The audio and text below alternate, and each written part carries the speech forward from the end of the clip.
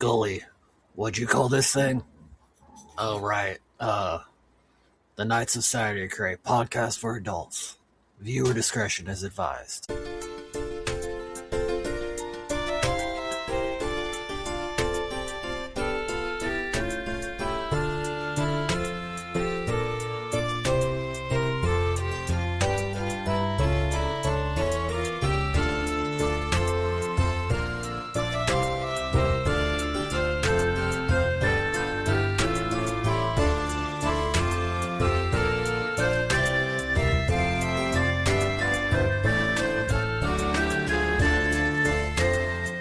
Welcome, dear listener, possibly listeners at this point. Thank you for joining us again at this Knights of Saturday presents a One Piece styled actual play, hosted by me, Billy Duelman. Today I'll be Billy DM for the time being until we swap back to Digidice, and I'm Casey Jones. Let's see here. Mother flipping. It's a bit of a predicament we find our players in, but we'll get to that in just a bit. For now, I'll have them introduce themselves and give a little last time on for a chance at some inspiration, and then we'll get back into that predicament. Hello there, everyone. It is I, PHG, and I am going to be playing Cutlass Jack for you today, who is a human fighter that is your trusty navigator, and he has a couple of his ancestors that join him every once in a while. And for last time on Warriors of Will, I'm gonna just go with the one that I thought was the most hilarious, and thanks to Tactical Mind it worked out.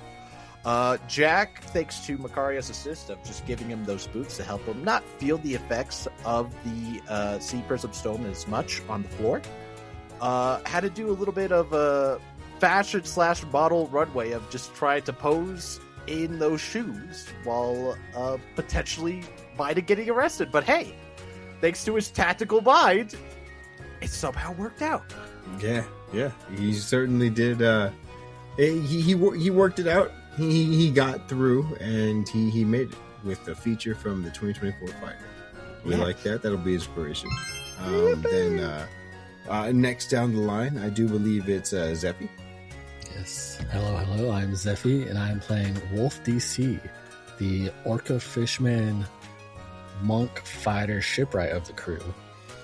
And so what happened last time, kind of where we ended up last time, me and Gully are underwater going around the town, and we ran into Squid Daddy, and we tried to attack him. And because it was disadvantage, that disadvantage ate a crit. That would have been a crit hit to start initiative, but disadvantage ate it. Yes, it did. And that is the little bit of the predicament, I believe it is. I think I was saying predicament, but I looked it up. A bit of that, and that'll get you some inspiration. A bit of inspiration. Just a little pickle. Just a little pickle. And so we'll move on down the line with Jukes. I don't know what you guys are talking about. This seems like a huge problem. A huge problem. And everyone's taking it way too lightly. Now, I am Jukes. I will be playing Gully G. Truffles, the ship's doctor / boogermancer. And coming along with his buddy Spudwick there, the booger pig. Trying to think. Last time, it was a pretty thick episode. Did we not play Five Finger Fillet last episode? Yes, we did. Yes, you did. Yeah. I was like, I was psyching myself out, being like, no, we did Five Finger Fillet on in that room where we snuck into. But yeah, I was like, was that last week? Was that the week prior? Oh my gosh, we did so much. But yeah, all right. We play. Well, Makaria specifically played some Five Finger Fillet. Cool. That'll be some inspiration, and that was back in the sushi bar, in order to duck out without the Yuri pirates, who may or may not have been looking for y'all. They had stumbled into the sushi bar, and as they did. Literally stumble in. You guys sort of ducked into a room nearby, and in order to earn your way into this room, you had to start playing games and betting with Barry, which I think you even won the 5-finger fillet game. Yes. I did. So yeah, you won some Barry, and just now Jukes has won some inspiration. So very good. Wolf did not lose his magnetic bowler cap because that No, was no. Yes, I know that was. Yes, that was on the line. You could have, and that was a one of a kind item. It's part of a set. The abilities don't activate until you have the whole thing. Oh, you need. Guys, we gotta go back to Irma. I need to get the rest of that hamster out of the water. He had a cane. I swear he did. Let's see here. Makaria, please. Not Makaria. Murder of Crows. Hello, I am Murder, or Cat, or Makaria, whatever you feel like calling me. And I am the crew's mysterious stranger sometimes. But I am the master at arms, and last time I did lend Jack my boots and win 5-finger fillet. I'd say I did pretty good. But we also spied on some pirates with some really awful rolls, so we didn't find out much about what's on their ship. I think that's really all I can remember because everyone else got everything else. Yes, they did. They all did seem to have some Makaria-related facts. They very much did step on your toes here on this one. So I think we'll go ahead and award that inspiration because I believe I said in the very beginning, anything at all that happens, we count. And you guys did have some terrible-ass rolls for your spying, you little non-spies. You. Next time I'm gonna just say we rolled dice. All right. That's anything. We rolled and dice. that'll count for anybody else's mention of anything that has to do with rolling dice. That'll count for that as well, so they won't be able to say that anymore. The ultimate toe stepper. All right. So a little bit more to that. The players, after leaving the sushi bar, the 5-finger fillet, and the eyes of the Yuri pirates, who may or may not have been hunting them. I mean, they were in the bar, and one of them was a drunkard, so they could have just been fucking there to drink. You know what I mean? But regardless, they had got a bit more information from some of the circus folk, specifically some sort of whale fisherman, a very large fisherman, who was very polite in telling you all that they actually had seen a helicopter. I believe Gully had gotten some information and relayed that to the group that a lot of people just weren't talking. And with that, you made your way to North Naggles because that is where they had seen it. That is where a lot of people apparently had seen this helicopter go down. After making your way towards this, it's basically a fort on the entire island. There's bits of area to walk around and stand and wait outside if you were, say, waiting for admittance or whatnot. But that's not the case with y'all. You are all, half of you are walking in and doing the boot scoot boogie straight over to the docks to spy what you can with your little eyes. And the other half, Gully and Wolf DC, are making an aquatic adventure to the northern part of North Naggles. And as you were, yes, just as you mentioned, you came across Kenshin, Squid Daddy. And he surprised you all. I mean, no surprise. He was invisible, and he appeared behind you all, very much inquiring as to what you're doing. And he's going to attempt to apprehend you all. Yes, the disadvantage did eat a crit, which was very nice indeed. I don't remember. Did he still end up hitting? He did. Wolf missed, and then Squid Daddy. I don't remember if he attacked or did some kind of maneuver, but he either did or tried to pull Gully off. Yeah, that's right. Yeah. Oh. I think he pulled Gully off, but he wasn't grappled, if I remember. Yes. Yes. Yeah. He got him off of Wolf, and that's why you're no longer together. I think that's why your tokens were separate there. And I just put them together because I was like, you guys are always together. You're always together. Why are you Back here, papoose. Get back here, you. Yeah, okay, so you're face to face with Kenshin over here, while the other two are spying and sneaking on the docks, none the wiser to your underwater struggle. Gully has now been separated from his mode of transportation. I do think you had the ability to do Wet Wick, but did you have Wet Wick out? Well, I thought that's why we were justifying Wet Wick as the papoose, I think, was...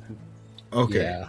So as you detach, we'll say you get the benefits of Wet Wick, little propellers or little flippers or however it is that it becomes mobile. It does become mobile on its own. You do not have to rely on Wolf to move. You do have the benefits that we gave you last time of a little, like, I think it was very slow movement for like 3 turns or something like that underwater. Yeah, I don't remember exactly what it was, but it was like a number of turns equal to your proficiency, perhaps. I believe it's something like that. Either way, I have to get myself out of this water expeditiously. What if instead of a papoose, Wet Wick was like the sucker fish, and that's how he was attached? Oh yeah, a little moray eel, or not moray, remora. No, I have no idea. A something. That's why I just call it a sucker fish. A something. it might be remora. No, it came on. I think that's his tort order. There was one more thing. Oh yeah, I had to have been them because we're underwater, so we wouldn't have seen it. The fishmen and cat boys, they saw something like them push someone, like pronging them. They saw more people with cargo being loaded. That's all that they saw. They saw cargo being loaded onto these ships. Quotations around cargo. Cargo. You've seen lots of cargo at this trading port. You've seen lots of cargo on this island overall. And this more. It's one of the types of cargo that you've already seen. It's cargo that they're loading onto this ship over here. These 2 fishermen who are on the docks being spied on by Jack and Macaria currently. These fishermen who are accompanied by these tiny little we'll pick up right there actually. Macaria and Jack, could you please give me a history check? Or if you'd like to argue another check to recognize what type of animals these little cats are. I'm perfectly fine with history. History sounds better than animal handling for me, so we'll go with history as well. Okay. For the record, I don't think I would have accepted animal handling. I probably would have accepted nature. But 19. With what's your modifier and what's your total? That's a 19 with a +2 for a 21. Very cool. Dang, we got 11 plus 3 for a 14. That's above a 10. It is. It is. We'll start with the 14. Jack, you would see these things, and they look like sort of like rodents with like little pop guns, little pistols with like corks in them. You're not sure exactly what they are, but you can tell that they're probably mammals, right? And then with the 21 Macaria, these are gun kittas. They are tiny sentient cats. They can't speak, but they can understand basic orders, and they are fiercely loyal to their owners. So the likelihood of us getting one for the crew is low, is what I'm hearing. Yes, it's low. If there's a likelihood at all, Yes, there's a likelihood at all. So maybe impossible, not way. revealed. Nat 20 nature check, easy peasy. Could still be impossible. You might just cause it to have a crisis of conscience and just sail off into the sea on its own. Maybe. just backpedal like Lieutenant Dan off into the distance. Made his peace with God. Just saying, all right, I'm out of here. Whee! Jack is just gonna kind of like just put his finger yeah, that's one of a mammal thing over there. Yeah, it's a gun kittus. A what? I think I said that right. Gun kitta. A gun kitta. Like gun and kitten. But then also like gun kata, which is like a made up gun kung fu.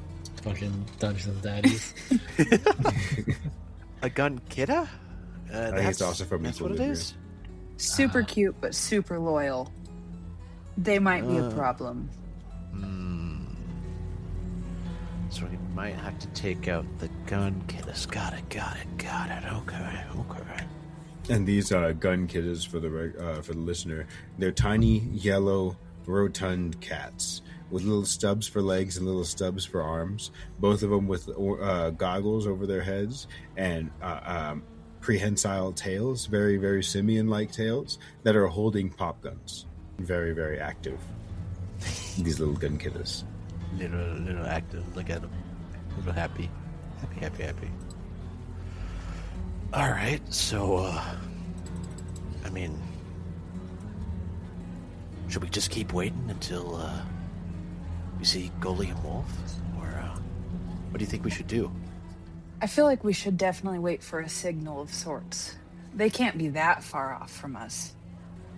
There's no way. Plus, I feel like we had more trouble, right? Almost got us definitely there, so. We had more trouble. They'll be here any second now. I know Wolf and Goalie. They got this. Wolf has he's so fast with things. Well, Wolf is fast in the sea. Goalie is there to help, even give him maybe a little bit of guidance, maybe give him a little bit of some boosts, I have full faith in both of them. They'll be here. They'll be walking up as we speak, I'm sure. Oh, absolutely. So much misplaced faith. Surely they will. Now I'm going to need the both of you to roll. And cuts to us fighting. Like struggling, like Gully trying to swim up for breath, Kenshin grabbing and pulling back down. Like you're trying to punch him in the face, he catches your arm. Like it's just... Oh my God. They'll be fine. I know that's another thing, but I can't think of the scene. I would like Gully and Wolf to roll me initiative, please. Don't forget to click on your token first. Initiative. All right, I'll need both of you to get high rolls, I believe. Ooh, that's a high roll. I'll take a We're 16. We're going to have Kenshin roll his as well. His is plus 7. Oh my. Oh, God damn. Yeah, well. Well, I hear this plus 7, then I saw the roll and I was like, oh. Can we go back to what we had last time? What is let's see, you got the 22 just now, so I'm going to delete this, going to delete that, going to delete this, that, this. And Gully, you got a 16. That is correct. Alright, let's see here. So can you see those 3? Yeah. In the turn order, yeah. Yes. Very cool. Makaria and Jack, go ahead and roll me y'all's as well, please. Just to get this out of the way, because eventually it will matter. And I can just skip ahead now.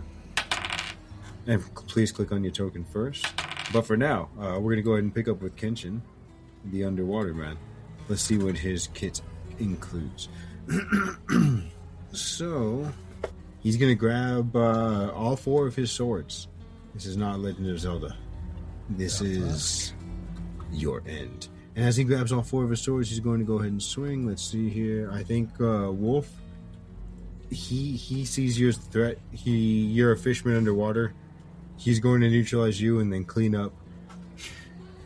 I'll take you out and then I'll neutralize your little friend. He doesn't seem to be making much headway underwater, does he? As he's going to get his... Oh, 2 Real attacks. quick, how is he grabbing his swords? Does he have multiple arms, or is it... With his face tentacles. Yeah.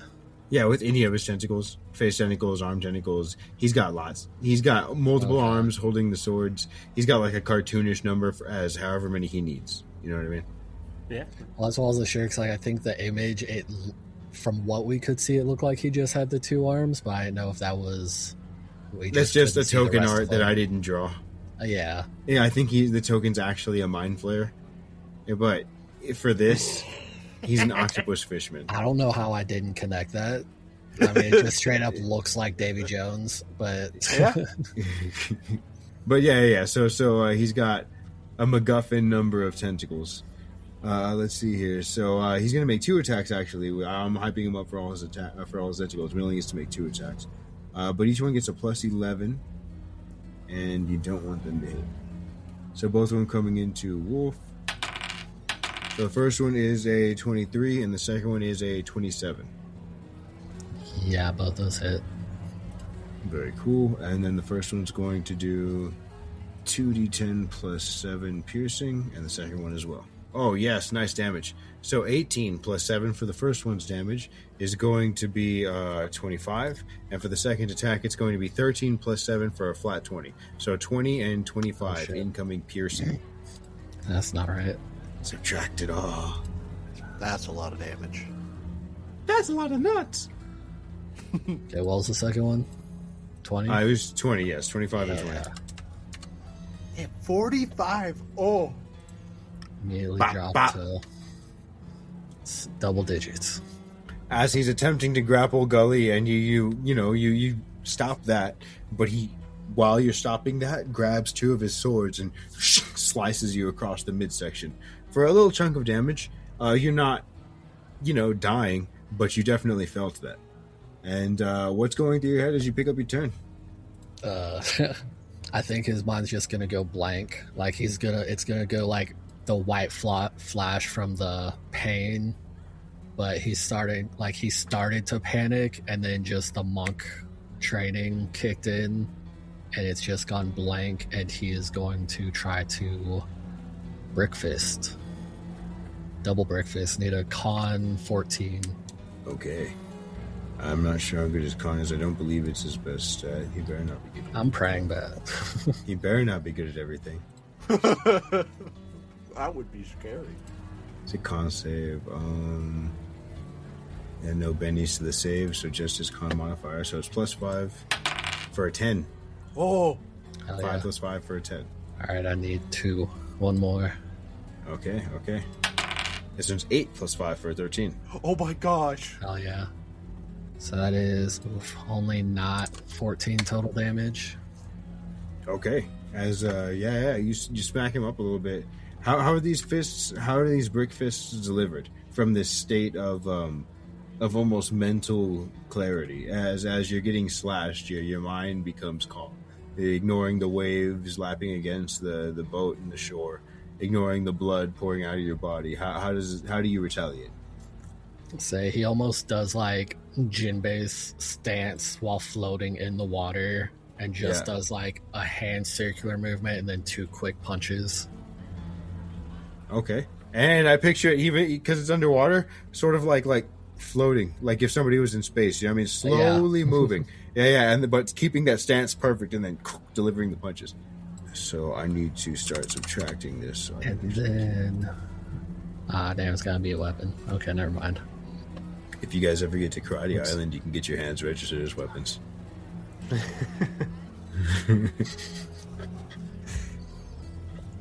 Would grabbing Gully be like an action, item interaction? That would be an action. Damn, okay. Then I think he's just going to bonus action unarmed strike. Okay. 22 to hit. And that is 4 force damage. Minimum damage. But it's force damage. So you did it, you did it. I think that's just a feature of the 2024 monk, right? Once you reach level, I think like 7, you can choose between bludgeoning and force. I think so. Or it just becomes force, so that way it can't be resistant. What you call it. Yeah. Which Brickfist can't be resisted except for like special hockey abilities as well. Hell yeah. And is that the end of your turn? Yeah. Okay, then we move on to Gully G. Gully G. All right, so I mean, Gully's obviously panicking a little bit here right now. He's just been separated from the main mode of transportation, and he's a little bit worried about his ability to stay underwater. But he also watched that guy just take a huge swing at Wolf there. So in the I can do this. Yeah, okay, great. So just kind of maybe like, because this all happens instantly, like how I'm picturing it, as he's getting ripped off of Wolf, he gets kind of like ripped off and like tossed to the side, and almost like a squid, you just see a stinking cloud come out of Gully's nose as he gets like ripped apart, and he just like and starts blowing back with smoke, and it, like there's just this like mist going around while Wolf is doing his awesome thing, like yeah, exactly, like a little balloon almost just deflating in the water. But I want to put it just a little bit behind here. There's line. I want a circle. I want to put it like, because it's a 20-foot, so I got to put it a little further back here. Throw that cloud in a circle. And how stinky are you thinking this cloud is? It's pretty stinky. If you start your turn in it, you get poisoned, and then you can't take if a creature's poisoned this way, can't take an action or a bonus action. Oh, whoops. So trying to slow him down a little bit so we can get the fuck out of there is the thought. But I'm just trying to find a place where is that technically affecting Wolf though in this time. I'm trying to put it behind him, like so it lands right in the How's that? Is that 20 feet? Yeah, I think that's Beautiful. And then as that kind of gets dispersed, that cloud gets dispersed. Yeah, as that's happening, he is going to kind of look at the situation, and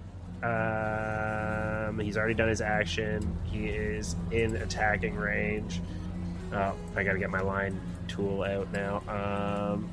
Yeah, he's definitely right. I'm in attack range. I figured. Yeah. Just wanted to double check that. So yeah, he's going to. Oh no, actually, I think he's the same thing as Wolf. He is not a large creature. You are going to have to scoot one square closer. He's in the top left of his square, just like Wolf is in the top left of his square. Yeah. So he's really big. Yeah. Okay, interesting. So I can start swimming away from him. Yes, you can. So I should be right there. Yeah, and I'm going to put his token lower because player gets initiative. Yay! Look at that. All right. So Gully is going to start trying to slowly paddle off as you just see his little scuba thing. His remora turns into a little like those dolphin divers that you see online now. It's just one of those, and he's just it's slowly puttering. How far off are we from the surface? Did we discuss how deep we were? I'm almost certain that y'all did, but I'm going to leave that up to Wolf because I think that he would have been the one to say how deep y'all were. I mean, it's night. It wouldn't have been that deep, just deep enough to not be like noticeable from the surface. So the being night, unless they had like lights out there, probably only 10, maybe 15 feet under. Because with the waves and everything, like it's not going to be a clear at night. I always also forget how big 10 to 15 feet actually is in the grand scheme of things, but still. Bigger than me. Yeah. Yeah, we'll call it 10 feet. Oh, well then, would Gully be able to breach the surface there? Oh, Then what's your I move guess- speed with Wetwick? What did we say? Well, we didn't give a hard speed. Well, we did last time. I can't remember what it is. The movement speed of the thing is technically it has like I think it's like a 50-foot swim speed or something like that. So I obviously don't expect that. But do we call it cool with half that at 25 or? Yeah, I was literally thinking just that. Yeah, exactly. Yeah. That'll work. So you can Sweet. definitely make it to the surface with your little Wetwick dolphin device. All right, and then I'd say he'd make it to shore, or not make it to shore, make it to the surface, breach the surface there, and just okay, oh shit, and then he's just gonna start thinking of ways to possibly signal somebody or see what Wolf has next, and then go from there. But that's me. Okay, let me roll real quick. Motherfucker. The dice are making up for the basketball game. This is what it is. They are. It's making up for the basketball game. It's like y'all can have fun when it don't matter, but But the real mission, good luck. Oh gosh.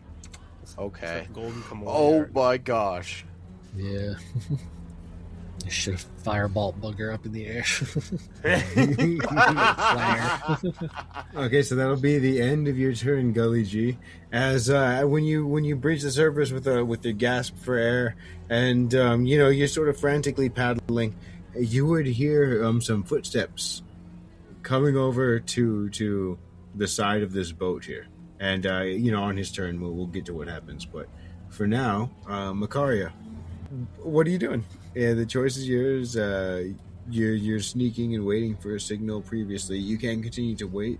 You don't have to do anything if you don't want to. You can sneak back in and have a shopping episode. A shopping episode. Just hit up each stall and see what they have for sale. Spend the crew's money while they're fighting for their lives. Just let them fight for their lives. Go. Can I roll like a investigation or insight check or anything to see like if we notice any splashing over there or anything? Give me that perception check. Yes. You Okay. can roll me a perception check to see if you would have perceived like what, because you don't know what you're looking for, but if you would have heard a splash and noticed it different than the splash of the water all around you. That would be a 13. Okay, so with the 13, I'm going to say you won't notice it right now, but that will allow you to notice it at the beginning of your next turn. So any sort of other commotion, like it feels a little bit funny, and it'll just click at the beginning of your next turn is what I'm getting at. Okay. Maybe I'll mention to Jack, like, hey, maybe it is taking them a little bit long. Usually Wolf's pretty quick. Yeah. Might be onto something. Guess we can look around and see if we can see anything. Jack will just look a little forward. It's kind of dark out there, though, but I'll see what I can do. It's hard to see much. It is. Wish I got those, I don't know, like an all-seeing eye type of ordeal. Do you understand what I mean by that? Like, just be able to see? That would be very helpful. It would be. It very much would be. Can you both give me a mother flipping stealth check, please? Stealthy? Okay. Yes, you chatterers. I don't know what you're talking about. We don't talk at all. Never. What they heard was exactly. You didn't know that? Just we're experts at the. We're experts. How my mistake. Oh, I am an expert of that, actually. You are very much an expert at that whole. What about I Jack? am the wind. What about Jack? You are the wind, and Jack is. Yeah, Jack is Jack. The anchor beneath my wings. Technically, it's better than my last stealth check. I think that was like a 9 or an 8 or something like that. And y'all are stealthing together. So that's a 25 and a 12 for a 37 divided by 2 is going to be a 15, 16, 17, 18, right? 16, 17 at least. 18. There's going to be 18 or 19 at least. Yeah, it's 18 or 19 depending on whether we round up or down. So that'll beat theirs as they rolled a 15 and a 9 for their perceptions. Just walking around. Not noticing anything. These fishermen did not notice anything. Thank you. Oh, but you know what? The fiercely loyal gun kiddas might have. I forgot about that. Oh. What is your perception, little fella? +4. All right. Still doable. Okay.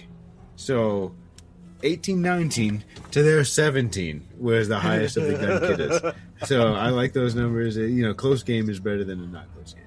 Is there anything else that you two are doing on your turn? I mean, I guess what I will do is kind of true to what Jack said. I mean, I guess we'll also check around as well to see if we can notice anything, just like anything weird that might be holding them up. Even though he doesn't know where they're at the moment, so I know it's going to be a little bit of a tougher check. Perception check. You gotta just look. We just gotta look. How are we feeling like looking today, huh, Jack? Oh, damn. Okay. Perceptible. We are very perceptible. You're got much more perceptive than me. 22. All right, so yes, you would notice it as Mikari is sort of mentioning. Maybe something's holding them up. Wolf is a little quicker than this normally. You think about it, and you've traveled with Wolf quite a bit. He normally is pretty quick in the water, even if it's just because he doesn't like to separate the group too much. You know, he's normally pretty quick to come back and discuss before just acting or getting lost. That's not really his style. So you would start to focus up on it, and you would notice, I'll say you notice this guy going over to the edge of the boat and looking down. I'm gonna be like, I'll immediately point it to Macaria. Do you see that guy over there? He's looking down from his boat. That doesn't sound like great news. I don't think that's great news either. Do you think they've been spotted? I mean, they don't have the cool boots to walk it off. I mean, you know, that is true. With these cool boots, anything is possible. We might want to go investigate that. I think something's going on over there. I think it's a good idea for us to do that. I think you might be right. Are we allowed to move over there before it's their turn? Just our regular movement feet? Yeah? Yay? Nay? Let's see here. I'll say you have half movement if you'd like to keep the stealth that you have. If you'd like to move at normal pace, you're going to have to roll me another stealth. It'll be against their already rolled perceptions, so the higher end is a 15 that you're having to roll below. 17 is the higher end because of the gun kidda. That's right. So you will have to roll stealth again if you're trying to move your full movement, or more than that. And if you don't want to, then half your movement, you're good to go. You just have to end your token someplace where you could feasibly hide. And right now, chat, they're on the docks. I am the wind. I could hide anywhere. What are you talking about? I am the wind. We'll just bury ourselves in the sand. Quarter movement. Quarter movement, oh god. Also, you're wearing like this solid black outfit in like the middle of the dock. sand. But they look like a beach, like a manta ray. Oh. Like, you know, they spread out their clothes. Oh my gosh. Manta rays, I think, can get on the land and then go back into the water, right? Joke's on you guys. I'm a manta ray fishman. I just never said anything. Oh my gosh, the secret's out. We finally find out the race. I think no matter what, Jack is still going to do only half of his movement. He's not 100% sure what's going on, but something is happening over there. So let's see here. What could we get away with saying how I can hide under something? Billy, are there barrels around us? Yes, there are some. Like, I'll say over here, like by these bits of supplies near the fortress, but not out by the docks. So you would have to double back a little bit to at least one of these squares. Yeah, I'll give you this square. If you step in this square right here, and then you can grab yourself a barrel. There might be some checks involved to hide within this barrel, but you could hermit crab it, and then you'll be safe for life until you need a bigger barrel because you outgrow your current one. You know what? True. Very, very true. I think we're gonna barrel up. We're gonna bring back what we did a long time ago in Germa and just barrel up right now. So we'll get barreled up, and we will proceed to move. So that's 5. A long time ago. That was like yesterday. I know for them it's yesterday. For us, it's been a little bit since we barreled up. It was like, well, no, you sailed away for a bit. I'd say that was at least a day on the sea. okay. Damn, Cole's a I fish think- head. I'll probably follow in Jack's footsteps because he seems to kind of have a good idea. And I will also try to barrel up. Ooh, Okay. That actually, we could get right there. That's still with the barrels. We're still a little barrel with our barrel guys. With your little barrel, guys, I want you to roll me a performance or deception. Performance or deception, huh? Yes. What if I said? Oh no, I actually have a bonus to that. I thought I had a 0 to it. I was just going to say something else. Ooh. Well, somebody is very convincing. I have a +7 to deception, to be fair. Oh man! Oh, but that would be a 24. Hell yeah. Which +0 is going to be more helpful to me right now? Let's see it, barrel boy. Because what were the options? Deception and... Or performance. Yeah. Unless you can think of anything else that you'd like to argue, but this one seems, I feel like those are concrete. I'm going to say it anyway. Yeah, but disguised. The answer is no. Yeah. You miss your shots if you don't say them. I want to make a persuasion check, right? Okay, now hear me out. I'm making a persuasion check to make it look like, right? I'm persuading the people that are looking towards the barrels that I am a barrel, and they can't. Barrels have no body language. That's a. Not gonna fly. I'm gonna roll a D2, and you know what? Nah, we'll just do.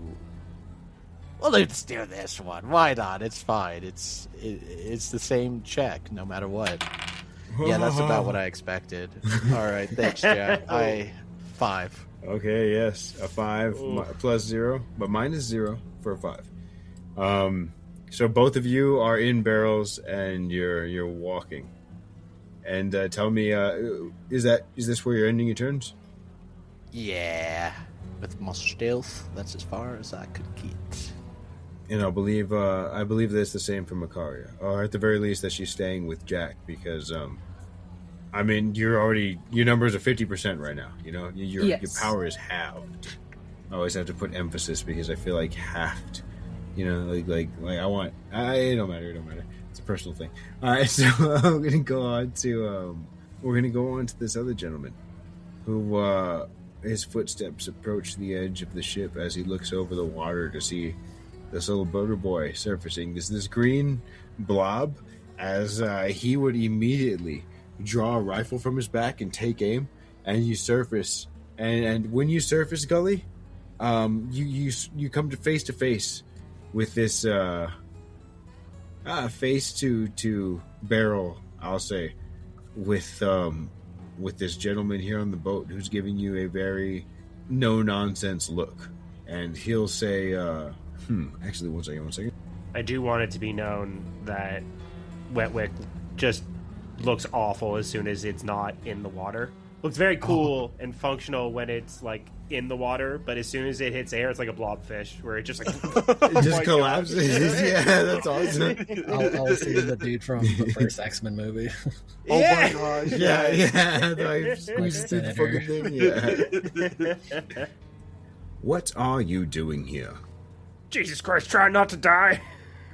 Well, you're doing a poor job of it, as you would hear the rifle cock, click, clack. And well, it's not Carly's turn, so there's not much I can... You can speak. Oh, okay. Look, we were just looking around, trying to see if something landed over here. It's looking around in these. So you're spying. You're obviously not where you're supposed to be. I don't think that you work for Mr. Naggles. You don't seem the type. No. This is not right. I believe you should come aboard, and we'll have to turn you in. Well, I'll come aboard. I don't know about the turn it in stuff. It's not really. Doesn't seem necessary, really. I'm just a guy out here in the water. Yes, just a guy. As he would poke the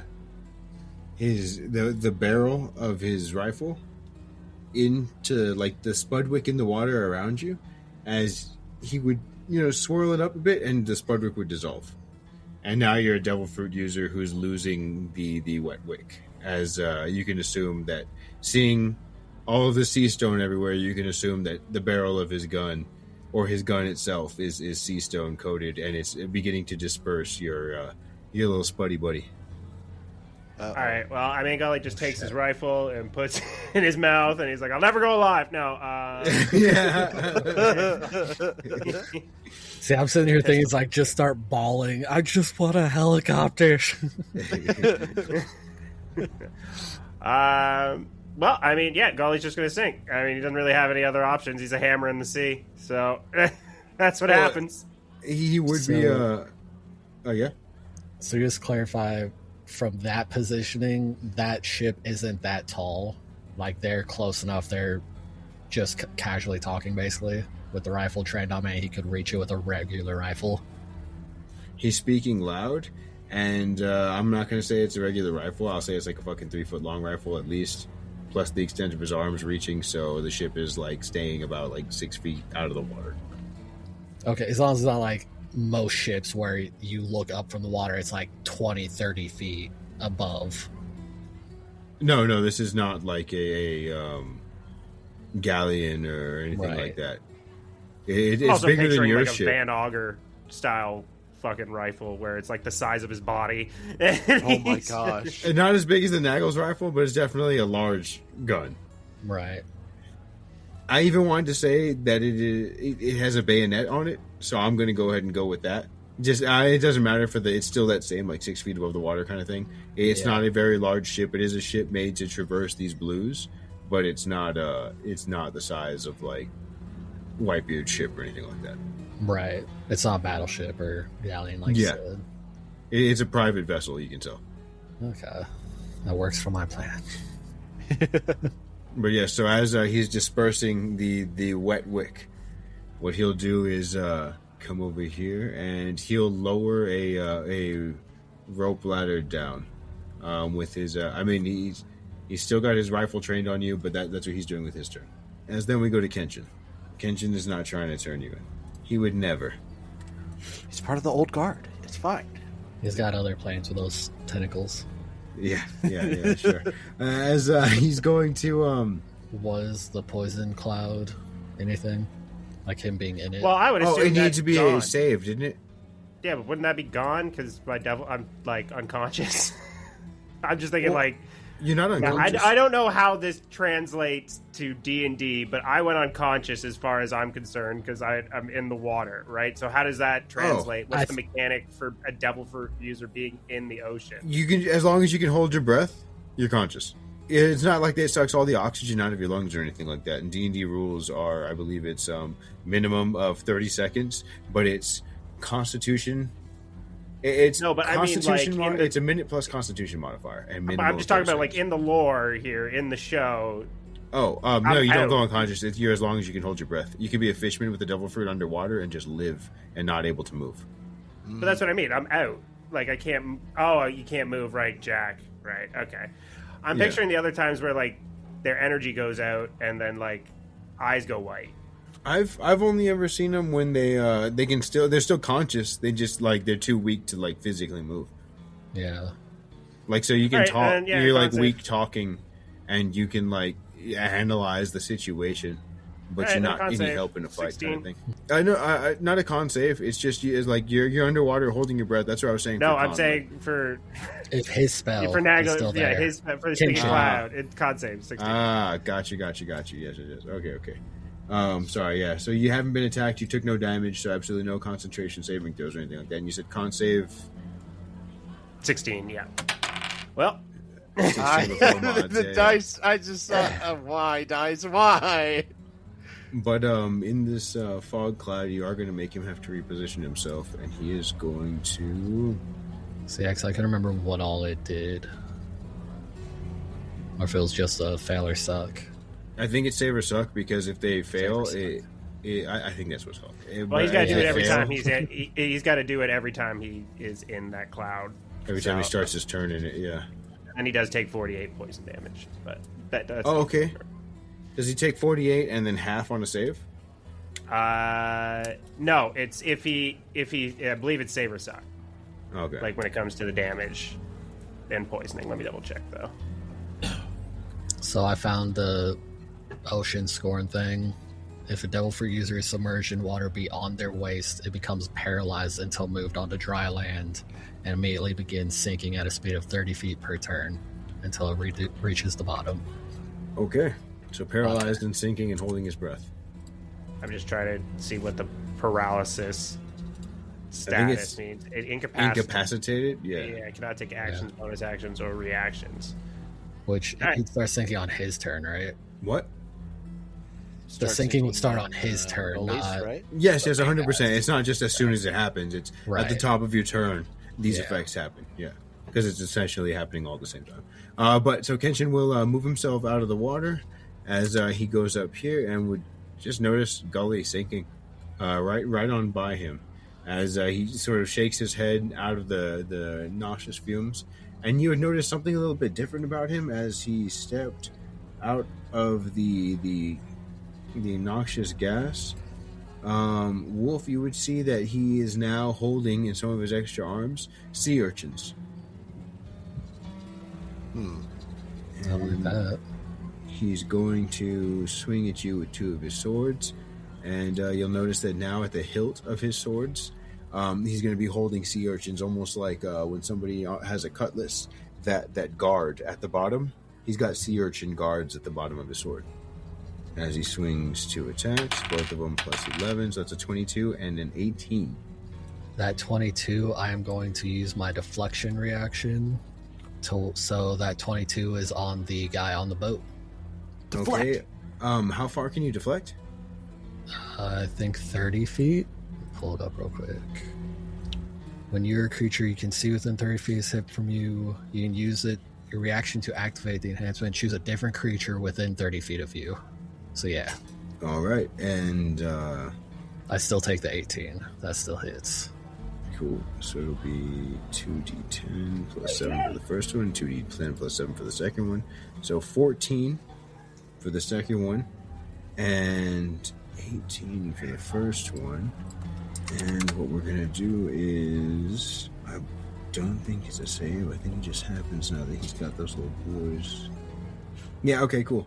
And then this much poison damage. So you take the 9 poison damage. As when he slashes you, you would notice the barbs of the sea urchin scraping against you as well. 9, so 76. As, I mean, Gully, you're going down, but you would see Wolf kind of eating a couple attacks here. Scrumdiddlyumptus. Damn near bloodied. But yes, one of these deflected attacks, how is it that you redirect this? We'll say it was another slice. And how do you redirect this? So I think, and since it's with like the urchin, he does this move in, well, it almost looks like what Jinbei did when he would redirect the waves or like throw the water, where he like grabs the water around the sword and just redirects it, and it makes the sea urchin fly off and stick into the other guy. All right.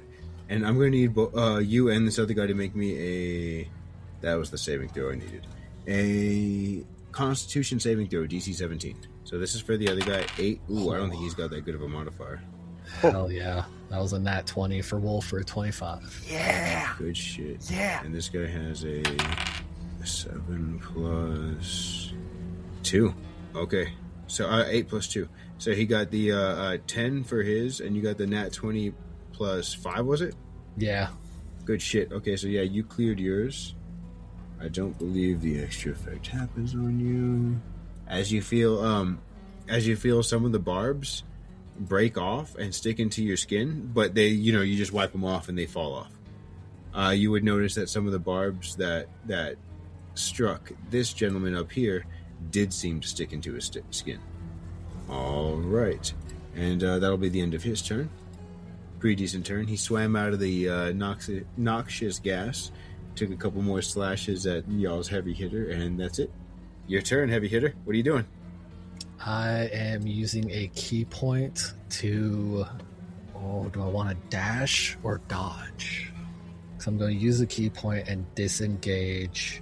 And yeah, I'm disengage and dodge. And for my bonus action, I'm going to swim up, grabbing Gully for my action, and launch onto the boat like I have in the past. Like you have flavor-wise in the past, not mechanic. I mean, that's movement. Yeah, but there's no jumping out of the water like that movement, mechanic-wise. There is the ladder. You could climb up the ladder. The rope ladder that this guy extended down, and is also waiting for Gully to... he's either waiting for Gully to climb up or what, but you don't know, but he did extend the ladder down. That's the extent of it. He's at the top of it. Which that's what, 5 foot movement? Oh, we'll count it as 10. because it's over 5 above the fucking thing. But no, I mean, it's not a difficult terrain or anything like that. It's a literal ladder made for climbing. Definitely not difficult terrain. Even without a climb speed, you can get up that. So that's still 20, 25, 30. I just want to go back over the other side onto the pier. Yeah, you definitely wouldn't be able to just go past him like that, as he's got his gun trained like over the edge of the fucking thing. But like, so you could go up the ladder. Brushing past him would not be as easy as just using move speed. Also, I disengaged and dodged. Oh yeah, you did disengage. Okay, cool. You can't occupy the space of an enemy though. You would have to do something to get him out of the way. I think you still have. Can I not go catty corner? Not up a ladder. Well, I'd be at the top of it. Not until you get to the top of the ladder. I mean, I guess I'll just stop at the top of the ladder then, because that's all I can do then. Was it? Oh, because action to grab Gully, bonus action to disengage and dodge. Okay, you're out of reach of Kenshin, as he is now 20 feet below you. And Gully's no longer paralyzed. Gully's no longer paralyzed. And you're at the top of the ladder with this man who's got a gun trained on you. Who, if that's the end of your turn, will pass it on to Gully. Who, Gully, you know that he was telling you to come up, and he's the one who dispersed your little Spudwick. And now you're conscious and able to do something. You don't have to make any saves or anything like that. You just are good now. You're out of the water. Cool. Yeah, Gully would definitely wake up. Just like, oh my god, thank you. Holy shit. And then, oh god. There's the id and what needs to be done, and I think he's going to do what needs to be done and not follow what I want to do. I want to fucking acid splash this guy right in the face, but I think I'm going to third level cure wounds wolf there. Yeah, Very, I very think that's nice what we're roll. gonna do. Third level cure wounds. So 18 healing from Gully there, and then as far as bonus action, enter or leave. Ouch. Familiar use sentences. Nope, that's me. As he's going to heal Wolf and prepare for whatever nightmare happens here. We're gonna die. Then we have Macaria. No. You would definitely notice what's going on over there at this point. You saw that gentleman walking to the edge. I believe it was you who pointed out to Jack, or Jack had one of y'all pointed it out that there's something going on over there. And you now see, at the very least, the top of Wolf's head, if not like up to his dorsal fin. You see him trying to climb up this ladder and meeting the barrel of this guy's gun. Like you see this guy in a familiar pose, pointed at the silhouette of what can be assumed is one of your allies. You would hear Gully gasping for air, or at the very least see him coming to from a distance.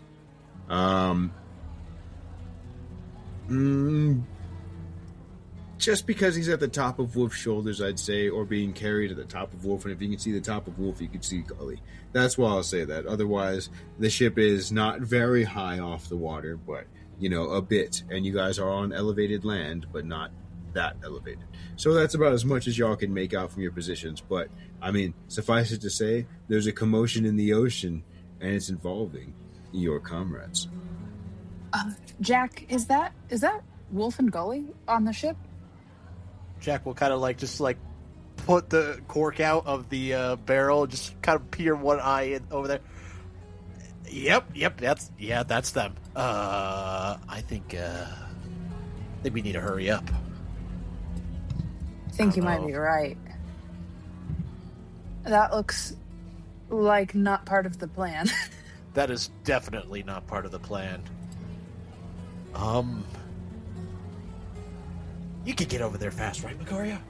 You got the speed in you. I think I might be able to.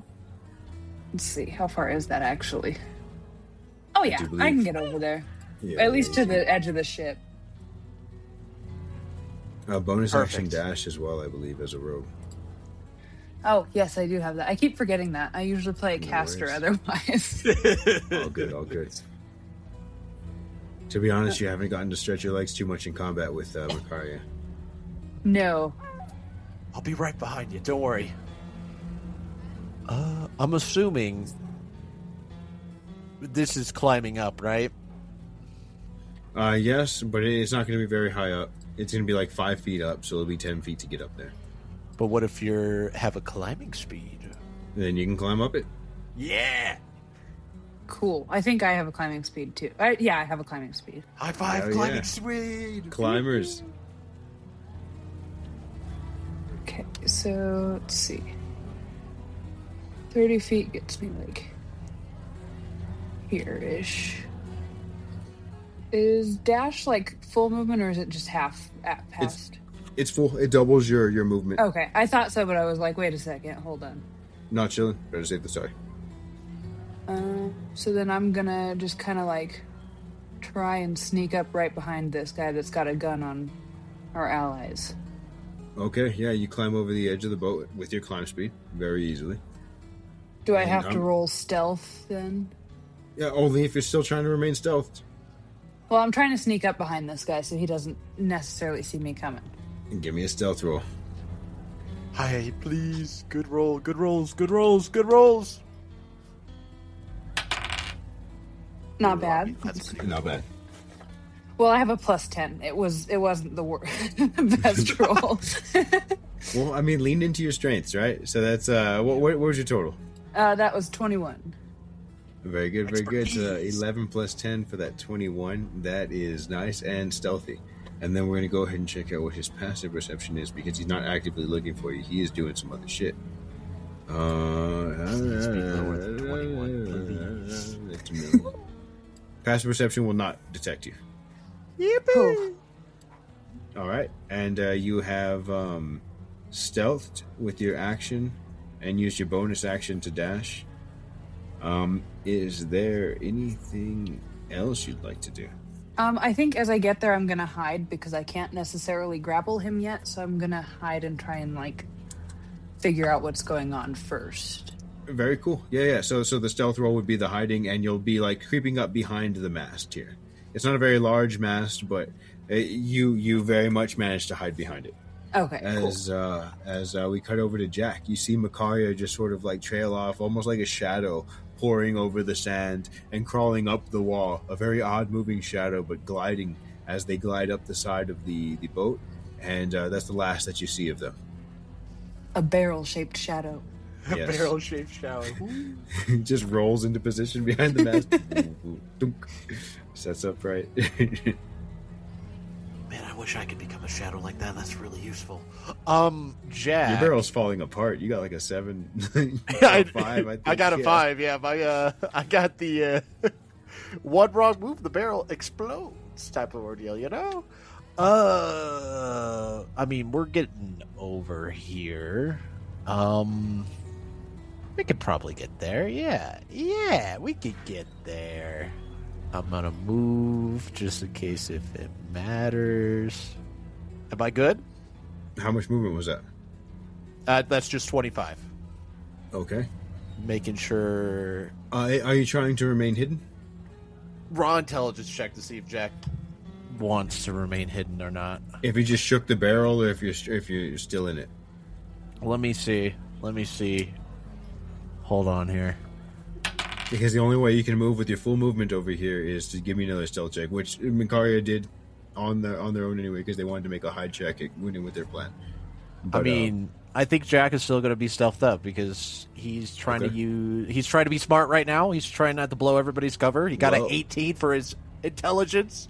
He's thinking. do a right barrel now. roll. Give me a Do a stealth check. barrel roll. All right, Yeah. we're about to see if we actually do a barrel roll, you know, because stealth is unfortunately not our expertise. Yes, it is. You're the best at this. No. No. Well, that's all right. That's all right. Only I these got other cats noticed. I got a 8 plus 3 for 11. So, what happened, Billy? So you make it over there. Are you trying to use any more movement to continue? I can move at least 5 more feet. I don't know if there's a legal spot right here to stand or not. Yeah. No, that's solid. That's solid. Okay. I also feel really bad for being a stickler with the ladder, but I mean, I gotta create a little bit of tension. And I guess for our main action, we're gonna dash. This is still on the mountain, not on the ship, correct? Yes, that's still on the shore. It's not a mountain. It's just like a little. It's something that the boat, if not properly docked, would smash against. It's what do you call it, like a breaker? Not a breaker. Breaker's further out. I'm not sure exactly what it's called. I'm not a beach person. Same. It's rocky shoreline is what it is. Still on the rocks. That's what matters. On the rocks. Jack gets here and he's posted up, waiting to see what happens next with his gorgeous 11 stealth check. We dash over here and we make it go over to the next person's turn. Okay, the next person, who is coincidentally this cat over here. As one of these strange-looking fishermen on the other boat seem to notice and like, Hey, what's that over there? I don't know, brother. Maybe we should take a look and investigate. It looks like they're having trouble at the next boat. Opportunity for cargo. Opportunity for cargo. As the two brothers begin to discuss with each other, and I'm not sure if you would notice, but any other onlookers would notice in the dead of the night, this little sucker over here making his move. Wait, are they actually little, or are they just human? They're regular sized peeps. Oh, okay. I'm picturing these two little guys as little goblins. Like, I was gonna say, compared to like the One Piece world, they're kind of small. So they are what I mean. They are essentially little. They're little schemers. They're not big powerhouses. So you could definitely imagine some little goblins. As he stealths with a not a good stealth. Oh, never mind. He has a +7. It's all right. A 16. So anybody attempting to notice him would have to roll a 16 perception. It's not a check. You can just try it. Anybody who wants to can just try and notice him.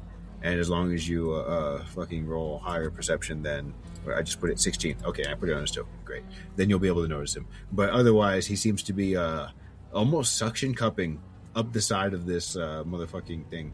You're not sure what kind of fish this thing is. Then we go over to, if you look in the initiative, this man's name is Shar Marco, but you don't know that. Anyway, he's here over the side of the boat. You redirect the attack, and he gets stabbed and barbed and stuck. And as he is going to take, because he failed his save, 2d6 poison damage. Well, 8 from those barbs still being stuck in his body. He'll see you rushing up out of the water, and as he does, he's going to he's going to try and hit you with the butt of his rifle. He got stabbed from under the water in the scuffle, and now you're rushing at him. He's not having this. You're attacking him. You're attacking me. For what did I do to deserve this? And he's going to swing with a +9 to hit on this man. It's not as strong as Kenshin, but he's all right. +9 and +9. Okay, the first one is a 13. I don't think that hits. And the second one is a 26. I'm almost certain that hits. 26 hits. Yeah. You didn't get your reaction back. I thought maybe you were going to do the thing, but... I did, but I was trying to find it. Oh, well, you certainly can. There's people within 30 feet of you. Oh, no, that one's once per day, but I have other monk deflections. Yeah, okay, but for that one, you need to do the damage first, right? Like the deflect attacks, I believe? Yeah, okay, cool. It's the tail that adds to my DC, or AC. Yes. Very cool. I think after max... It's a +5 on this 2d8 for bludgeoning, so 17 bludgeoning damage as he thwacks you with the butt of his rifle. He misses the first one, and the second one does seem to land clean. Which the second one was how much? 17. It's not force, it's just bludgeoning. not a magical gun. The back of it doesn't seem to. Well, I mean, you wouldn't be able to tell if it was sea stone from just getting hit with it. You're not a devil fruit user or anything like that. Minus 9 plus 7. Oh, so you take 1 Yeah. damage. Yeah, 1 bludgeoning, which is not going to get cut in half and reduced to 0. It'll just be the 1. It'll just be the 1. But very fucking cool. As he, leave that, cut that shit out. Pah! He just gives you a smack, and Just rolls his head with it. yeah. He's going to do a passive perception just to see what's going on because there's shit going on. Not a passive. He's going to do an active perception check. He rolled a 19 plus his perception. I think is like a 2. But the 21 will definitely notice Makaria sneaking up on him as he's going to back up with his back towards the front of the ship, but definitely clearing space. So you would have room to clamber up now, Wolf. Makaria, you would be able to do whatever, but he's taking a defensive posture as he's now, trained his rifle back and forth. He doesn't know who to target. The whale fishman coming up that he smacked and possibly stabbed him just now, or this would-be assassin. I think with that one, he actually even notices this jerk climbing up the side of his boat. So he's definitely getting backed into a corner here. This is about to be a free-for-all at this port. I love it. As this other fishman, the one who looks like almost to be a twin brother of the first oddly stealthy fishman who had said it's time to get more cargo, he would say, Feeding frenzy. as he's going to lurch on forward as well. These guys lurch and they slink. Lurching. He's also going to try and sneak up, and if he successfully stealths, I'm going to put him on the GM layer and move him along the side of the boat, and if anybody steps near it, he's going to attack. Okay, so plus 7 for a 14. You're just going to have to do a check. It's just easy to find him, that's all. And if you do that check successfully, you'll see where he's at. Otherwise, he's hidden on the GM layer waiting to strike somewhere. Okay, so that's what he's doing. And then Kenshin's turn. And he's not having the best time right now, but he's having a better time than Wolf. As he's going to swim up the 10 feet and then climb up some of the feet. He doesn't have to do the whole thing, but he's going to be... Oh, no, you know what? He'll get to the top of the water. He won't climb up. I apologize. I forgot he has a ranged attack when he has the urchins on his hilt, on the handles of his sword. He'll turn it very much like I don't know what this would be akin to, so I'll just say what it is. He'll go ahead and bite off a piece of the sea urchin, and that barnacle, the little spine that comes off of it, he'll look up at you and he'll spit, just like using from underwater, using the momentum very much like an archer fish as the water shoots up surrounding this little needle as he attempts to pierce you with a needle, using sort of like a form of like the water bullets that they do, but just coated around this pin as he attempts to pierce you. The water is just the method of transportation. Would biting it give him poison damage since it's a sea urchin? No, he's a poison octopus. Well, that's unfair. Yes, it It's is. the non-edible part. That's unfair. What the heck? Alright, so it's plus 11 to hit. The range on this sucker is not too bad. Alright, so plus 11 to hit as he's going to go thump, thump, and fire 2 of these. Oh, okay, 21 and a 20. I think they both hit unless you can increase the AC with a tail or some such thing. I haven't got my reaction back yet. Oh, farts. Alright, let's see here. So, it's not as strong as his slash, but it is still not fun. It's going to be 1d8 plus 7 piercing, and then 1d8 poison. So I'm going to do 2d8. The second one is poison. Okay, so that's 12 piercing and 1 poison for the first attack. And then that is 14 piercing and 6 poison for the second attack. What was the second total? 14 piercing and 6 poison, so 20 total. 20. Yes. All right. That's really scary. He uses his environment. He does. I don't like this. And he's just firing these sea urchins, and then he'll start climbing up after you. And he's on the ladder behind you, but he's used his attacks as range attacks. I was just thinking how awkward it would be for him to slice at you It just wouldn't look as cool as him getting to use the rest of his abilities. So Wolf DC, you're being attacked. The man in front of you seems to back off. You don't know who he's looking. Oh no, you'd be looking over the top. If they saw you over the edge, you would see Macaria here as he trains his gun back and forth between you and. Oh, that's a barrel. You can kind of put two and two together. It's an ally of yours, and or at least another enemy, as he's training it over the edge of the deck as well. You can do a perception check, a free one, just to see how many of these enemies you notice. Unless you'd rather do something like, no, fuck that, I'm just going to push past bro and use a free athletics check or something instead. That's 21. Okay, yeah, with a 21, and I'll go ahead and say it. The rest of you are just going to have to play dumb. He figured it out right away, so I'm just going to reveal it right away. But this is where he is. Not too much farther, but they are making space and attempting to do a semi-pincer maneuver as they're climbing up. And Wolf, you see everybody up here. You see Marco over here. You see Macaria. You still have Gully. You see both of these two slinkers sneaking up the edge. And you see Jack even attempting to start climbing as well.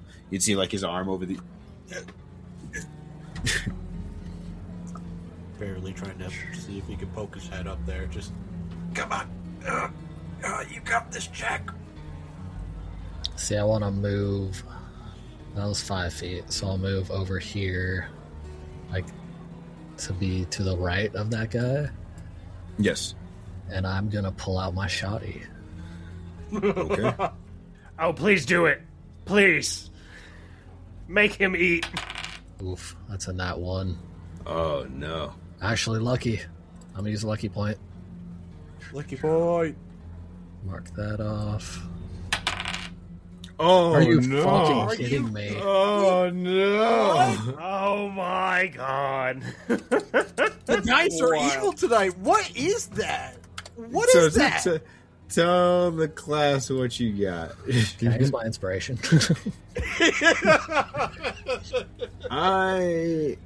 Let's see here. We'll do 20. Spend 1 point to give yourself advantage. So yeah, lucky gave me Doesn't advantage. say that you have to stick with the new roll. Alright. I do believe that you can give yourself inspiration. Swear to All right. God. There we go. There we fucking There we go. Okay, that was a 22 to hit. And as you fire your shotgun, your non-Seastone, non-hockey shotgun, at this man right here, you would see a hole get blown into him as like very reminiscent of an hourglass. Particles of him would fall from the top to the bottom. And he looks down and he looks up at you and he says, "That's it. You're under arrest by order of the Marines."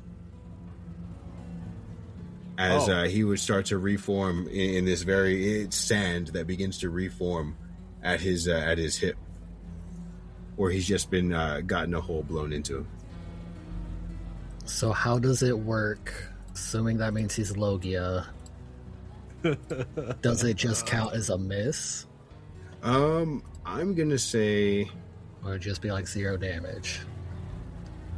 for this right here, I'm gonna say it's so for this specific instance, he's using his reaction to just nullify the attack. Just essentially to notify the players that there's Marines here in case they don't want to continue to attack the Marines. Because as of yet, none of you have actually attacked the Marines. You know what I mean? Oh, motherfucker. Did I see that guy with my perception check up top?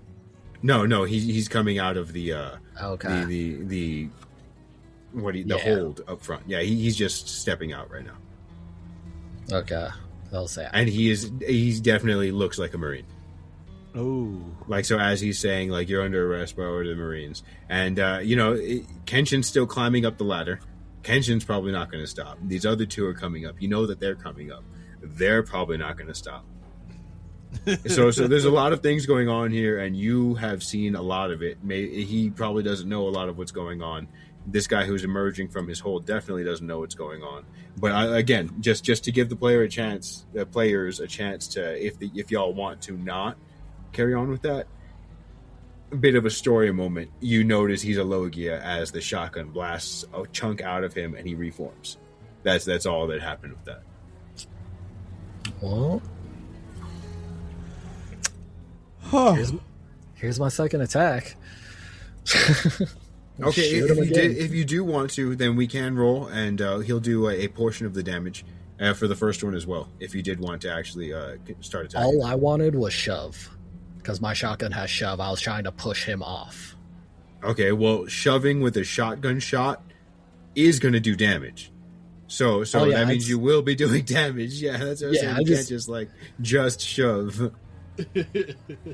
So yeah, okay, that just so you will be attacking them. So do you want to do the damage from the first one?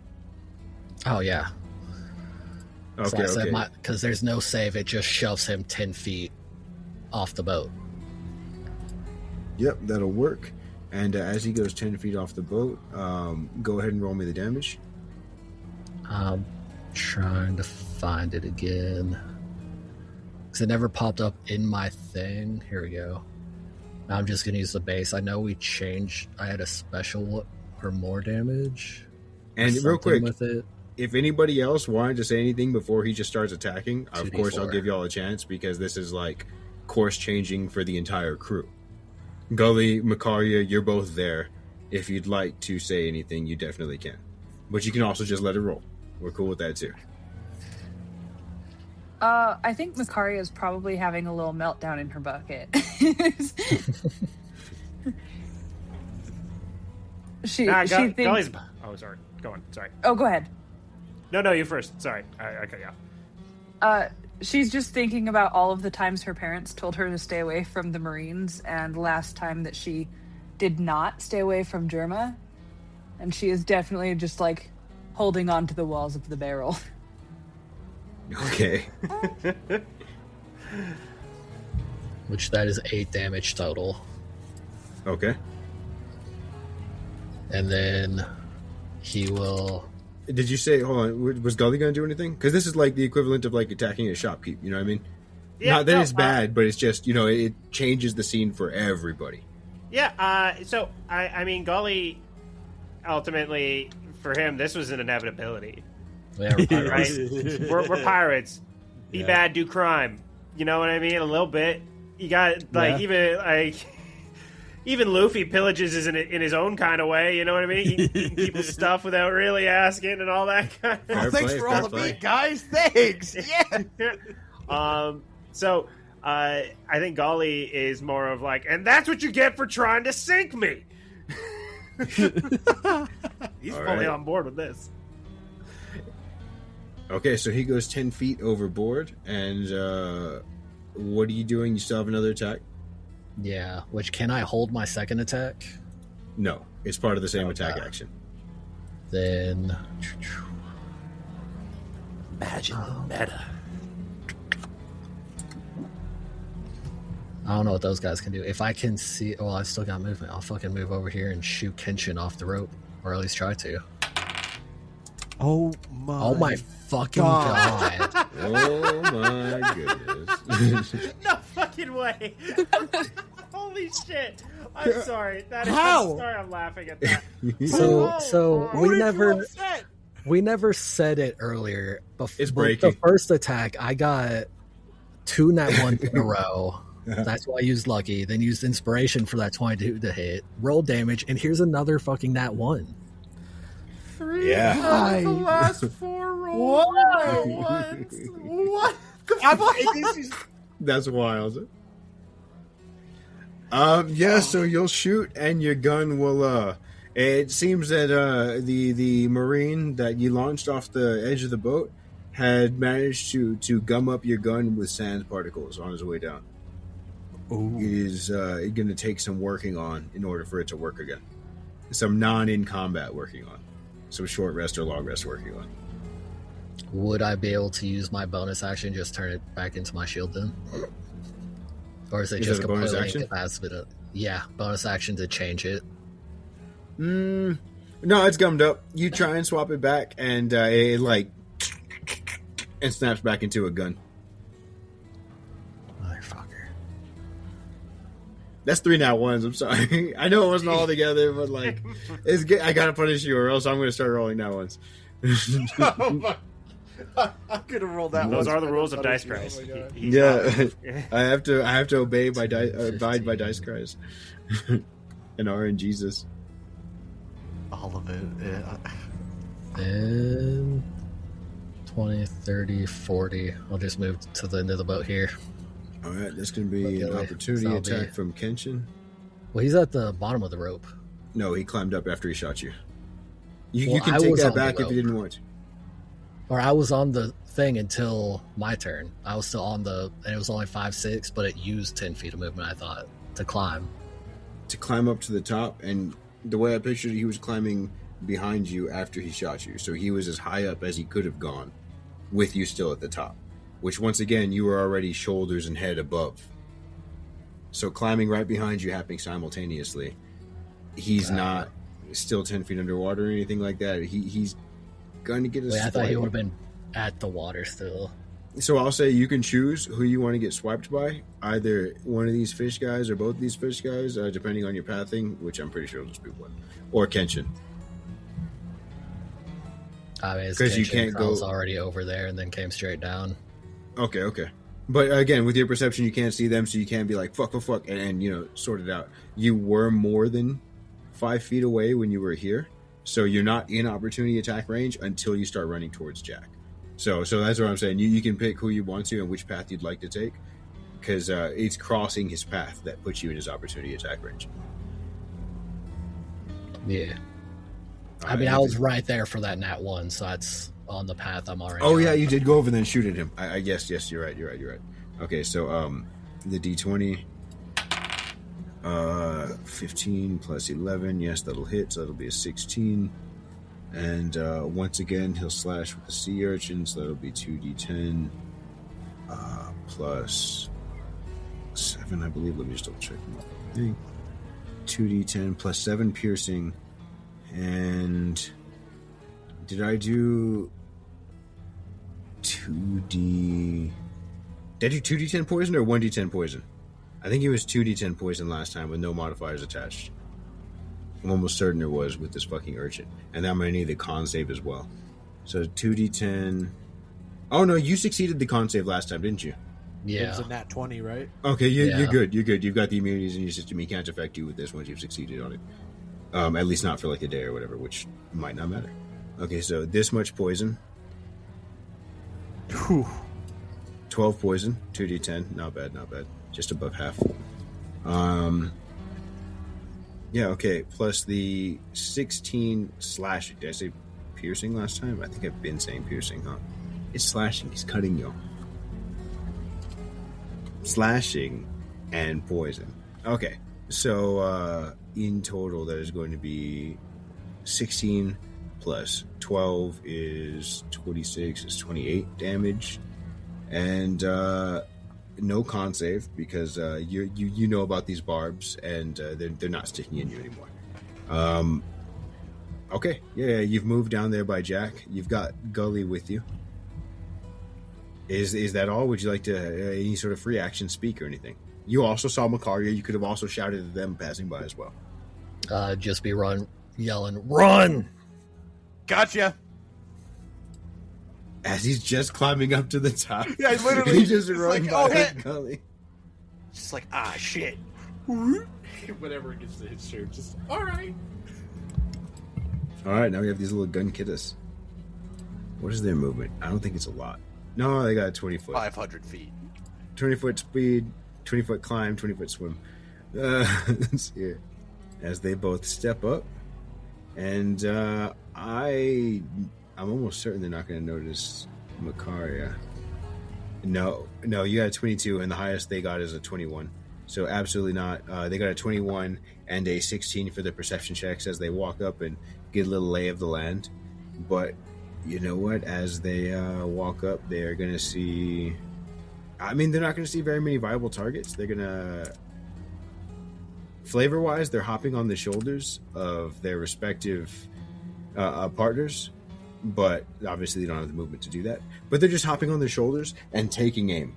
You can see them just readying an action to fire as they become little shoulder-mounted gun katas. That's what they're both doing.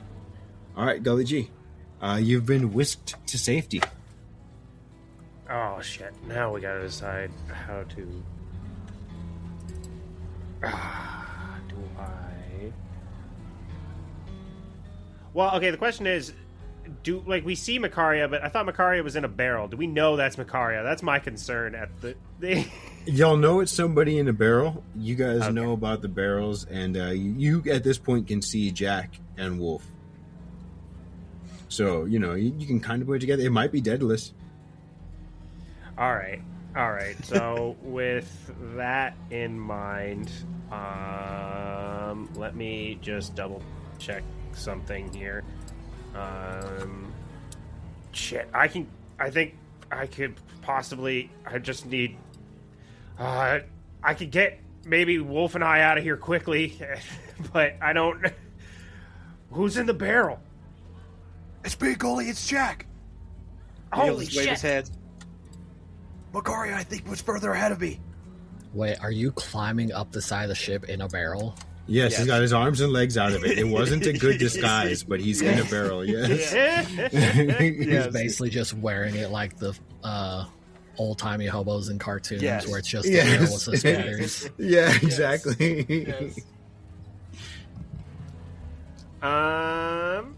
Get a loud You know sound what? of wood smacking against wood as he's climbing. Like, thunk, thunk, thunk. We're just going to. Do we see this gentleman over here in the back as well? This guy. Yeah. Yeah. Yes, you do. All right. Yeah. Gully is just going to use his snot abilities again, and he's going to move that stinking cloud. Boom, boom, boom. Wherever that is on my spells. I can. Yeah, we can move that circle to where it covers those. So I don't want to do there because I don't know if that's friend or foe in the barrel, and I don't intend on. So I was actually thinking, let me pull my measuring stick out here because it's a sphere, is what it is. It's a sphere of the cloud. So it would go up and down, is my assumption. And if they're all right there, yeah, like something similar to that, maybe a little bit more forward, so we can like skirt this line here. Skirt. If you're trying to get the captain in the back, I'd say this is... Oh, I see what you're saying. Yeah, I see what you're saying. If I want to get the captain in the back, He could just not and get these two, and then we could have it like the fuck up here. yeah, make it so they have to be one more forward. So can we get it to like there, and then just forget the not captain? without getting Jack. Oh, Jack's on that one. Damn. Could it go one up? So, like, if you bring it back over there and then bring it one up? Yeah. Yeah. Yep. And it's clearly on the ladder, and it's on just about every part until you get to here and here.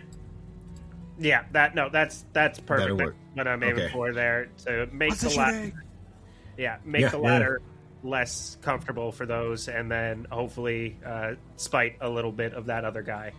So yeah, Gully is just going to plug his right nose, and he's just like, well, we've already taken one shot, might as well take another, and blows the stinking cloud. We're real pirates now, folks. All right. Yeah, we Yeah, it's are. just like literally inhaled one and then out the other one, redirected into a slightly different position, but a very much more advantageous position. Oh As yeah, a I love that. Great Yeah, action. And at the start of the turn, I believe they make that save, right? that is correct. Great. So there's definitely something for them to have to deal with, and potentially something that can, stop them. As the them is up next. We have this other guy in the back, a gentleman wearing a scruffy marine coat with a scruffy mustache and scruffy hair. This guy is Scruff. incarnate. He looks like a walking dust bunny if you shoved him into a marine coat. Like Linus, no, not Linus. Who's the Pigpen from Peanuts? Yeah. Very much got like this aura of not flies but dinginess. You know, he's not smelly and unhygienic, but he's definitely not fresh out of the box. As he walks forward with a bandolier across his chest, bandoliers with the equivalent of buggy balls, but with like his little mustached face on them. He's got bombs across his chest as he walks forward, and he looks across the situation. And what we're gonna have him do is we're gonna open up his computer to see what that fuck you gonna do, okay? He's going to throw some of these around. Let's see here. There we go. Within 60 feet, dexterity saving throw DC 20. Okay. Oh, what's the fucking range on that? I think he can get both those fucking jerks. Wow. No. The ranged one is just the one. Can he really not do a larger one? Okay. That's fine. So yeah, he'll throw it, and he'll throw it at this gentleman right here. As he's going to throw his little bomb alarm. It's a D20 plus. Why didn't I look at you to hit, my guy? Did I close it out? What is wrong with me? Oh, no. There it is. Okay, D20. Oh, it's a DC. That's right, DC 20 saving throw. As he pulls this bomb out of his off of his bandolier. And when he lights it, you notice that the bomb's eyes go from like a passive pastel yellow into a very robotic red. As he launches it at this guy right here, and the boy's going to make his saving throw. A 9 is not going to cut it. I believe he has a +7 to his dexterity saving throws. That 9 is not going to help him, as the DC is 20, and he's going to get lit up with that much fire damage. Well, damn. And he's going to get bumped off of the side of the boat 5 feet. As he does, though, the little gun kitty's attack is going to go off. So we're going to roll for that. And while I'm rolling for these NPCs, I'm going to swap it over to Makaria. As this guy throws a bomb at this very snake-like, sneaky fisherman who's clambering up the side of the fucking boat. He gets this bomb blasted into his chest, and he flies back. You see this through the cracks in the barrel, or the hole in the barrel, like we discussed that all barrels have. It's a perfect knothole for spying out of. You launch him back, or they get launched backwards by the explosion, and simultaneously the gun kidda fires off its pop gun shot straight into this marine's chest. And I'll roll to see if that hits while you tell me what you're doing. I think trying to, seeing that the rest of the crew has started to run, I'm going to try and make it look like the explosion knocked over the barrel and try and roll towards the edge. Yeah. All right. And the pop gun shot will plink off of this Marine just harmlessly as the cork hits him and falls to the floor. And the Marine begins to chew on the end of his cigar all the more. And okay, so you barrel, it somehow gets tipped over, and let's go ahead and give me what kind of check do you think? I think that perhaps a raw intelligence. What do you think? I was thinking maybe deception, for the sake of deceiving the Marine guy into thinking this is just a plain barrel. Sounds good. Roll me that deception. I noticed some of the features in 2024 say stuff like, the DM will tell you what the DC is that you need to make. And I was like, should I be holding my cards closer to my chest? So I think I might. But okay, so with a 21, you roll that barrel on down, and we'll say it makes it to here, and that will take up regular movement, no extra movement, so that's 5, awesome. 10, 15. I think that's just what I'm gonna do, and then you can always speak as a free action as well to Wolf, Gully, or Jack. Well, you definitely notice that Jack's in that barrel, but the other two Look, that barrel's moving towards us. Whoa. Guys, it's me. It's Makaria. I think it might have been a bad idea to try and come over here. Mistakes were made. Mistakes were made. No, we ran into Tentacle Daddy downstairs, or Squid Daddy, sorry. Dad was here. Oh shit! Oh no! Tentacle Daddy he's an impel down.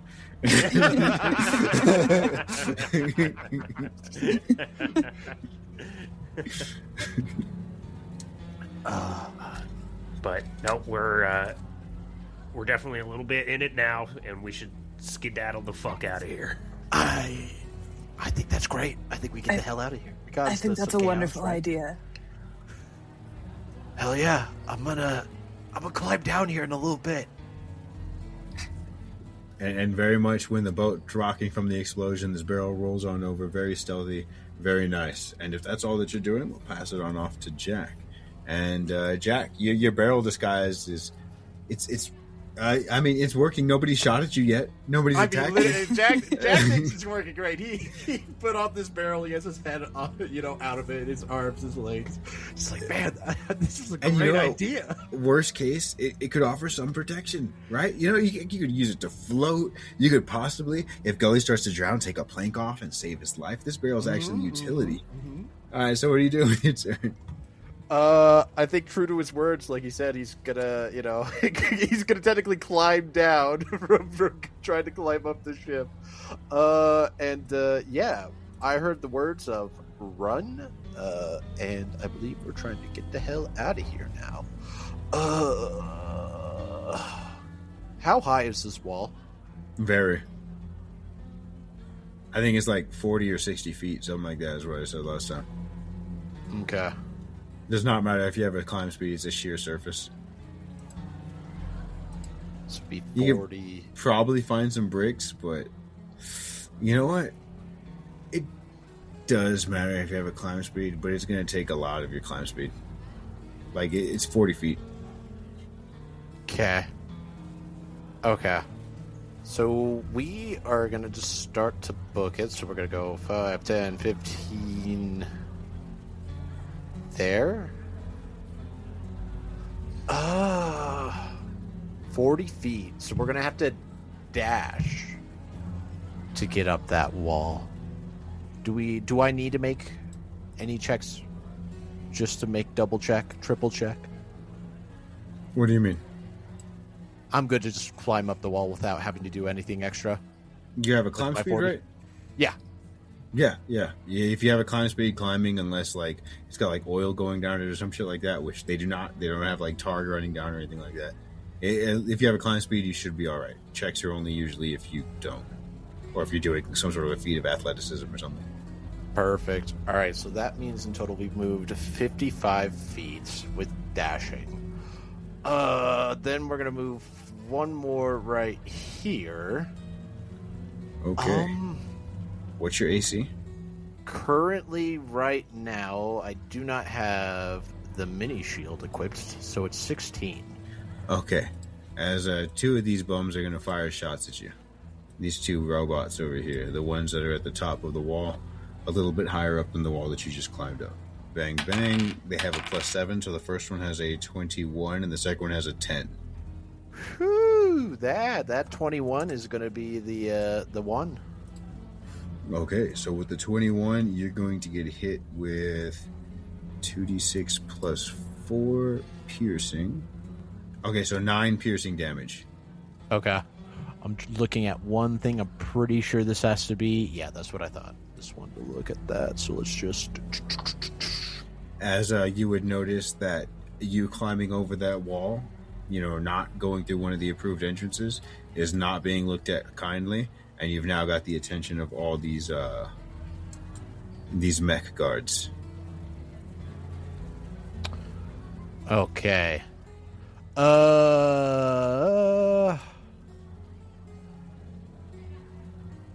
Okay, after that, I think what we're going to do is Jack is going to equip himself with his tiny shield.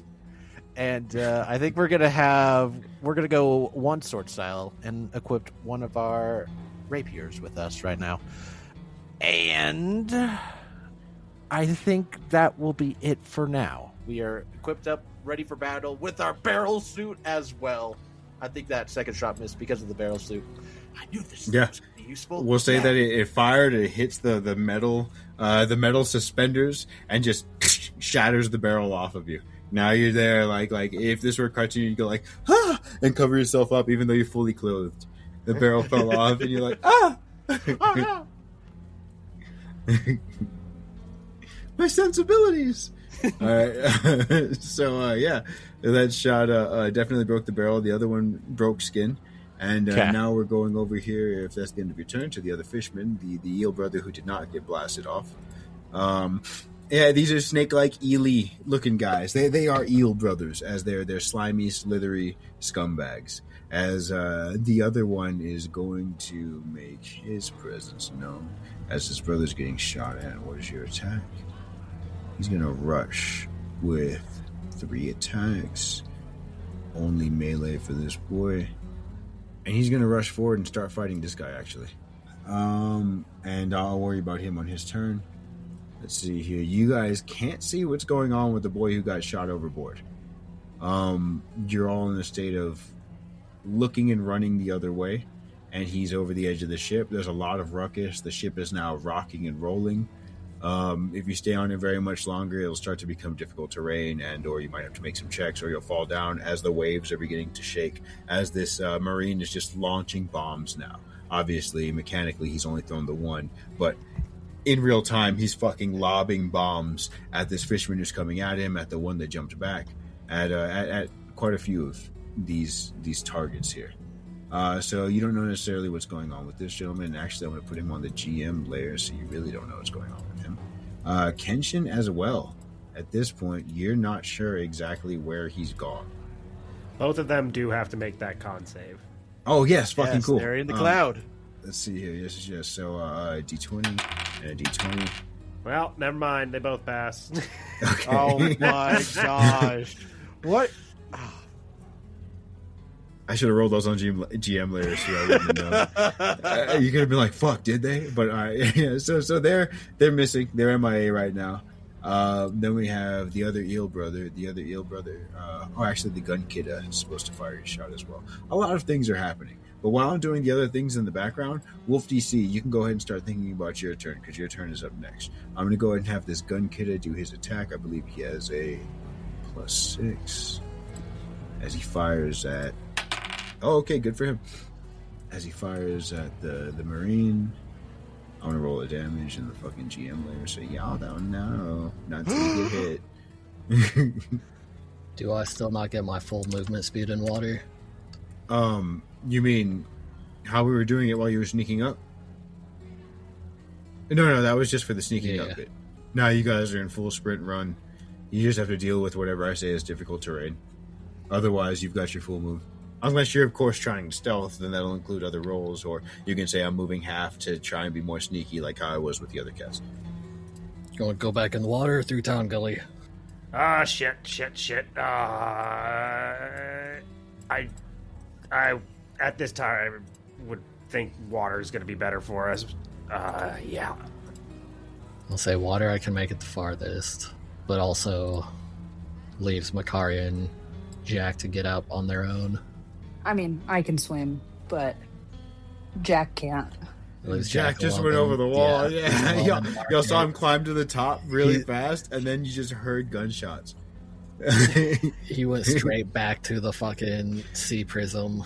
We're in our high heels, so don't worry. We're good. We got our black, beautiful shoes right now. They're protecting us. At least protecting us better than before. Protecting you from the sea stone floors, anyway. Yeah. Alright, so then from where I am, just want to jump off and run straight towards the water here. Is there any difficult terrain in that? Sorry, jump off and show me the path. Can you see my arrow? Yeah, I can see that. If you right click while you're doing the measurement, then you can get, hold left click still, don't let it go, and then you right click. Oh, no, okay, so the water could be difficult terrain too. Yes. Okay. So that'd be 25.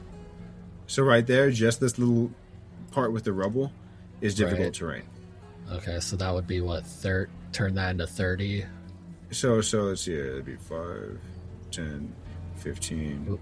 That's 25 when you get to here. You're at 25. Oh, wait, no, because it's... Right, but this is difficult terrain being extra 5. Yeah, you're right.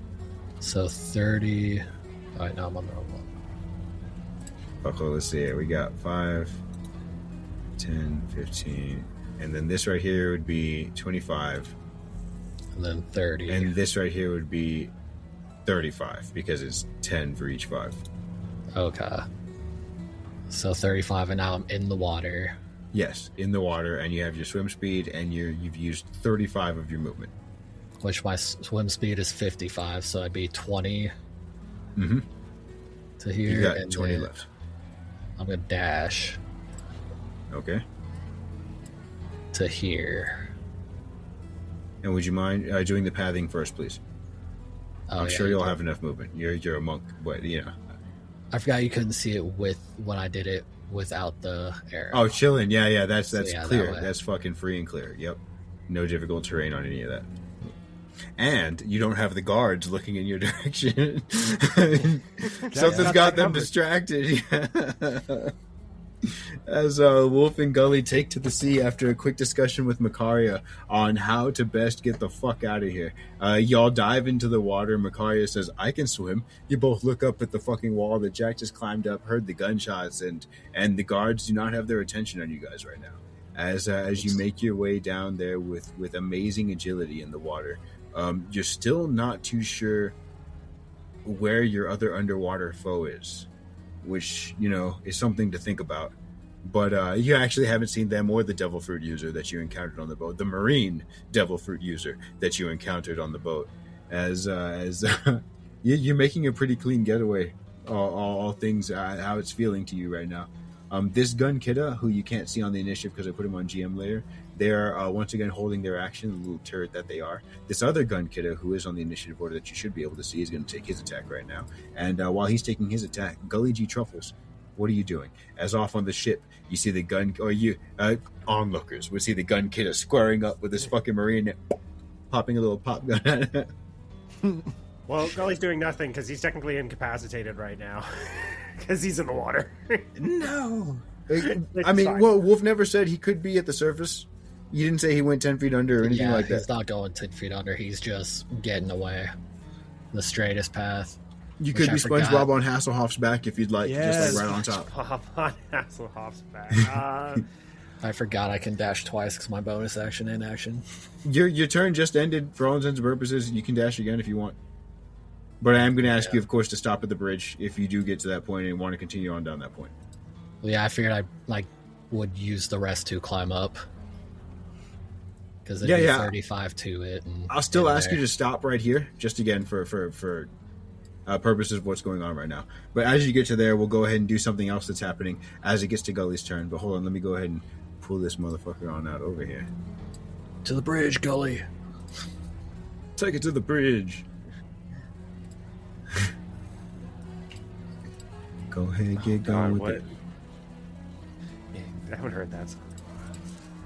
Dun, dun, dun, dun, dun, dun, dun, dun, dun, dun, dun. You ready? As you hear, dun, dun, dun, dun, dun, dun, and then you hear, you ready? Oh my god! As he reaches a hand down to you, Gully. Hey, Devil Fruit Chop, how you been? Not good. Get us out. Get us the fuck out of here. We gotta. Oh shit, Jack. Oh god. And Gully reaches out and takes his hand. Yes, as the lad, as I've decided to call him, the lad is here to greet you. The lad who was one of John Doe's trainees on a different part of Welbum's Island, as they call it. And yes, a friendly face in this midst of firing and foes, extends a hand and it would help you out of the water. And you can start your turn on land. No movement necessary, as he was using his held action to help. He helped you out of the water. Honestly, taking a look around here at what Gully can do. Honestly, Gully is. Oh shit. Oh shit! Nice initiative for the lad. All right, No, we got a nat 20 if y'all. Yeah, but let me say, he would also say, it looks like things are getting hot here, yeah? If you'd like, we can, off ski. I don't know if we can just up and leave Jack completely. I feel like we have to be here just in case to know. And we hadn't set up a rendezvous now that I'm thinking about it. That's something we should learn for next, next caper. Exactly. Trial and error. Yeah, we're learning. We're laughing. We're loving. We're just looking for a helicopter. We didn't expect. I literally, we're just trying to. We're just sneaking around in restricted areas. I didn't expect people to actually enforce those rules. I know, what the heck? Hey, I'm a fisherman in water. There's no such thing as restricted area. Okay, you can say that while they arrest you. Is that going to be your stance in court? I didn't see a sign saying the water is restricted. And they told you. Not Wolf. Not till he was grabbed. But yeah, no, I think Gully honestly is just ready to get out of there. I think he is just going to do nothing and start heading in the direction that the lad, not the chap, the chap, the lad, the kid, whatever. And just look on and kind of hope that Jack gets out of there. Are we able to bring the main character back? Spudwick? Yeah, Spudwick would come back. Okay. I will use my action to bring Spudwick back because I believe I have to. So, Spudwick is back. That's my action. As he launches Spudwick back onto the to the bridge and claims his rightful place on his rightful throne. seat on the throne. Yes. Yeah. And that'll be it for Gully. Sorry. He has to fight his uncle and take his place as king. Great. Yeah, so the lad has shown up, offered some aid, and while he may not be a fighting force on his own, at the very least, he's not attacking y'all. As let's see here, Gully Gully, you brought back Spudwick, which is nice. Everybody loves the Spud, and you've also got a little bit more movement options as well now, as you can traverse the water and/or sheer surfaces with the Spud man. Let's see here. We're going to go to the captain. He's fighting off these ne'er-do-wells on his ship. Macaria, are you one of these ne'er-do-wells remaining on his ship? Oh, no, I'm getting out of there. I want to do a stealth check to see if I'm still able to stay in the barrel. Just out of curiosity. Yeah. Stealth. That's a 22. I'd say yes, yeah. Okay, cool. So I'm going to try and stay in the barrel and head after Jack because I feel like Macaria probably sees these guys as like her brothers at this point because they've kind of just not asked questions and let her hang out with them. Yeah, and it's like, hey, you're going after them, we're going after them. Let's handle this. So I'm going to try and catch up with Jack. Okay. And while you did keep the barrel and they didn't see you leave the ship, climbing the wall with the barrel will prove to be too difficult, so you will lose the barrel on the climb. I can shed the barrel on the climb. That's fine. Cool. No more barrel gameplay. I think once I get to Jack, I'm going to ask him, hey, Jack, what's your plan to get out of here? Oh, I didn't even notice you behind me, Macaria. Holy shit. Well, barrel. It was the barrel. It was.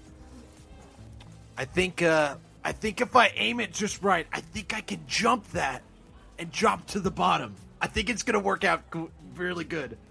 I rolled a real life D20 and got a nat 1 for a intelligence check, so that's what he's going for right now. Oh, God. He's just gonna jump. So it's like, all right, Dice, I guess you have spoken it that way. So yeah, Jack just you see the smile on his face, yeah, I think it's gonna work. Yeah. I'm not sure that's the greatest idea, but if you really want to, the other guys went in the sea. Ooh, that is a pretty smart idea. The only problem with myself is I know I can't swim in there. Maybe we should head back to the ship. They didn't say anything about a rendezvous point, but I'm sure they have to go back there at some point. Yeah, you are right about that. And you guys can take your turns at the same time, so if there's anything you'd like to use, like, both your actions for, like, one of you get over there, the other one open the door, whatever, you guys are having your turns at the same time, so continue to converse, and you can plan, you strategize accordingly. I think that's a good idea. Yeah, yeah. I think that's better than kind of sending myself off of this tall tower. Or, yeah, tower. Yeah. I mean, maybe the better idea for me is, because I know you can move fast. I could probably try to get myself down to there, and then kind of just run through the door. They might shoot at me again, but I could take a couple shots. It's okay.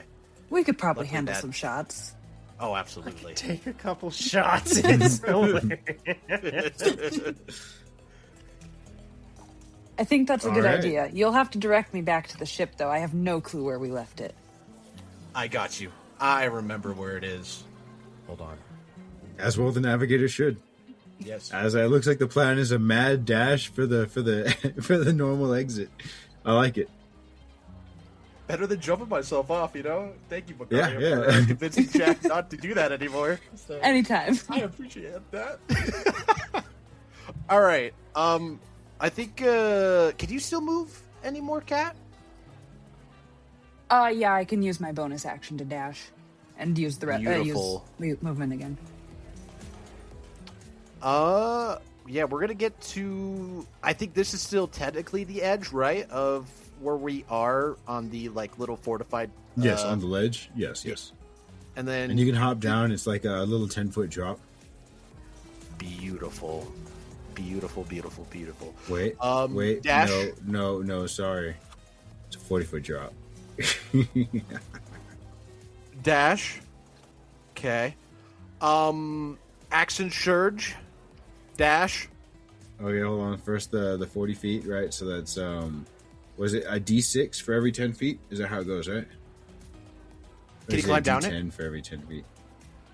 No, it's like a wooden ledge over the edge. Like on Tears of the Kingdom, how the bokoblins have their ledges over the cliffs. There's nothing under it. Okay. I'm gonna go back a little bit. Could I go on this roof over here and Yes. make the fall a less And we'll cut it in or half. even climb down? We'll say you take the 20 feet from the first one, and then you can climb down the other 20, some sort of pole or stand that the roof of the stand is being held up by. So I'll you take take 10 feet and 10 feet, which I believe is a D6. But I'll roll that in Yeah. a second. You carry on, please. Beautiful. 1d6 All right. per 10 feet. Ah, that's what I thought. Okay, cool. Just double checking it. So 2D6s for you. Bludgeoning. 8 little bludgeoning damages. Oh, that's nothing. That's baby damage. So then we'd be at that. Okay.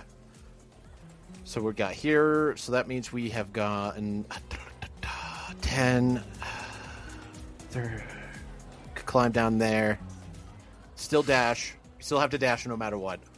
That's another, was it 20 down right there? Yep. Okay. Action surge. Dash. I think. And so there's 6 drones up here that haven't fired yet. I'm going to have you... you know what? I'm going to roll a D4 for all 6 of them, and we're going to see if they either shoot at you or Macaria. So I'll let... Since you're going right now, I'll let you call highs or lows. Do you want 1s and 2s or 3s and 4s? We're low. We'll take all the shots. Okay, so What 1s did- and 2s. So 6 times I'm going to roll these 1s and 2s to see how many of them target you, or these 4s to see how many of them target you. So it looks like 1, 2, 3, 4 of them are going to take shots at you while you're running. Perfect. We have our little mini shield. We had to put our sword away, but we can. So take one our of them mini crits, shield. and I think the other ones all miss. Yes, I'll. You know what? It's a crit. but I'll still Yeah. take the crit over taking like multiple crits. So they have that +7 with 6 + 7 being the second highest behind the crit for a 13, which I don't believe makes your AC, especially with the mini shield. And that nat 20 though, 27 will in fact land and do a bit of damage, as you're going to take 4d6 + 4. 18, 22 piercing damage. Okay. So that means we are that. Cool. As they just unload onto you, you just hear shots ringing out, and it's all these onlookers are basically just munching popcorn. You swear one of them has a fucking keg of chum that they're munching, but no, couldn't be. Impossible. You know what I mean? It's last time you saw chum in a bucket like that was bikini bottom was on a different ship, a landlocked ship. And, you can't be thinking about that right now. But, you may have just been spotted as you're running through this crowd and all these onlookers are looking on at you. And these shots are firing. There's very much a whole lot of attention on you right now. As Macaria, we cut back to you as Jack is just sprinting onward. Just fully Leorio in the first leg of the hunter exam, just fully exhausted, reaching into his deepest depths to pull out every bit of reserve energy he's got. And you, gliding, have just lost the barrel and still have, I believe, your bonus action dash? I think I used my bonus action to get to where Jack was there, but hold on. I need... You also still can action dash to get Oh. that, I believe was it 50? No, that's his swim speed is 55. I don't know what your movement speed is. Okay, my movement speed's 30. Okay, yeah, you can grab another 30 if you action dash as well. But I'm also... Well, okay, hold it. No, that would be a bonus action, so I'm not going to do that right now. And I'm not sure if I said it, Jack, but falling 20 feet doesn't use your movement. So that would have been 5 feet to jump off, and then you fall that 20 feet. It doesn't use your movement, so you should still have 15. If you counted that as movement. Okay, I did so not. I'm going to... Or I Good mean, dash. I added it to You the did, total, yeah. but yeah. Okay, so how far does it take to get down from here?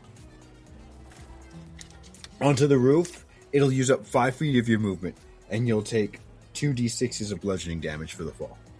Okay, that works. Okay, so 2d6s incoming. That is 5 bludgeoning damage. And then the next part is a 20-foot climb down.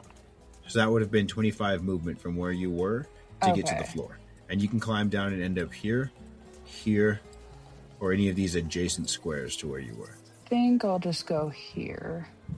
Okay. So that's and that'll 25 put you- feet. Yes, yes. Okay, so then I'll just go 5 feet closer to the door. Okay, and then in doing so, you'll endure 2 shots fired on from these mechanized bodyguards with a +7 to each. So for the first one, it's an 11 + 7 for an 18, and the second one is a 9 + 7 for a 16. I believe one of those hits.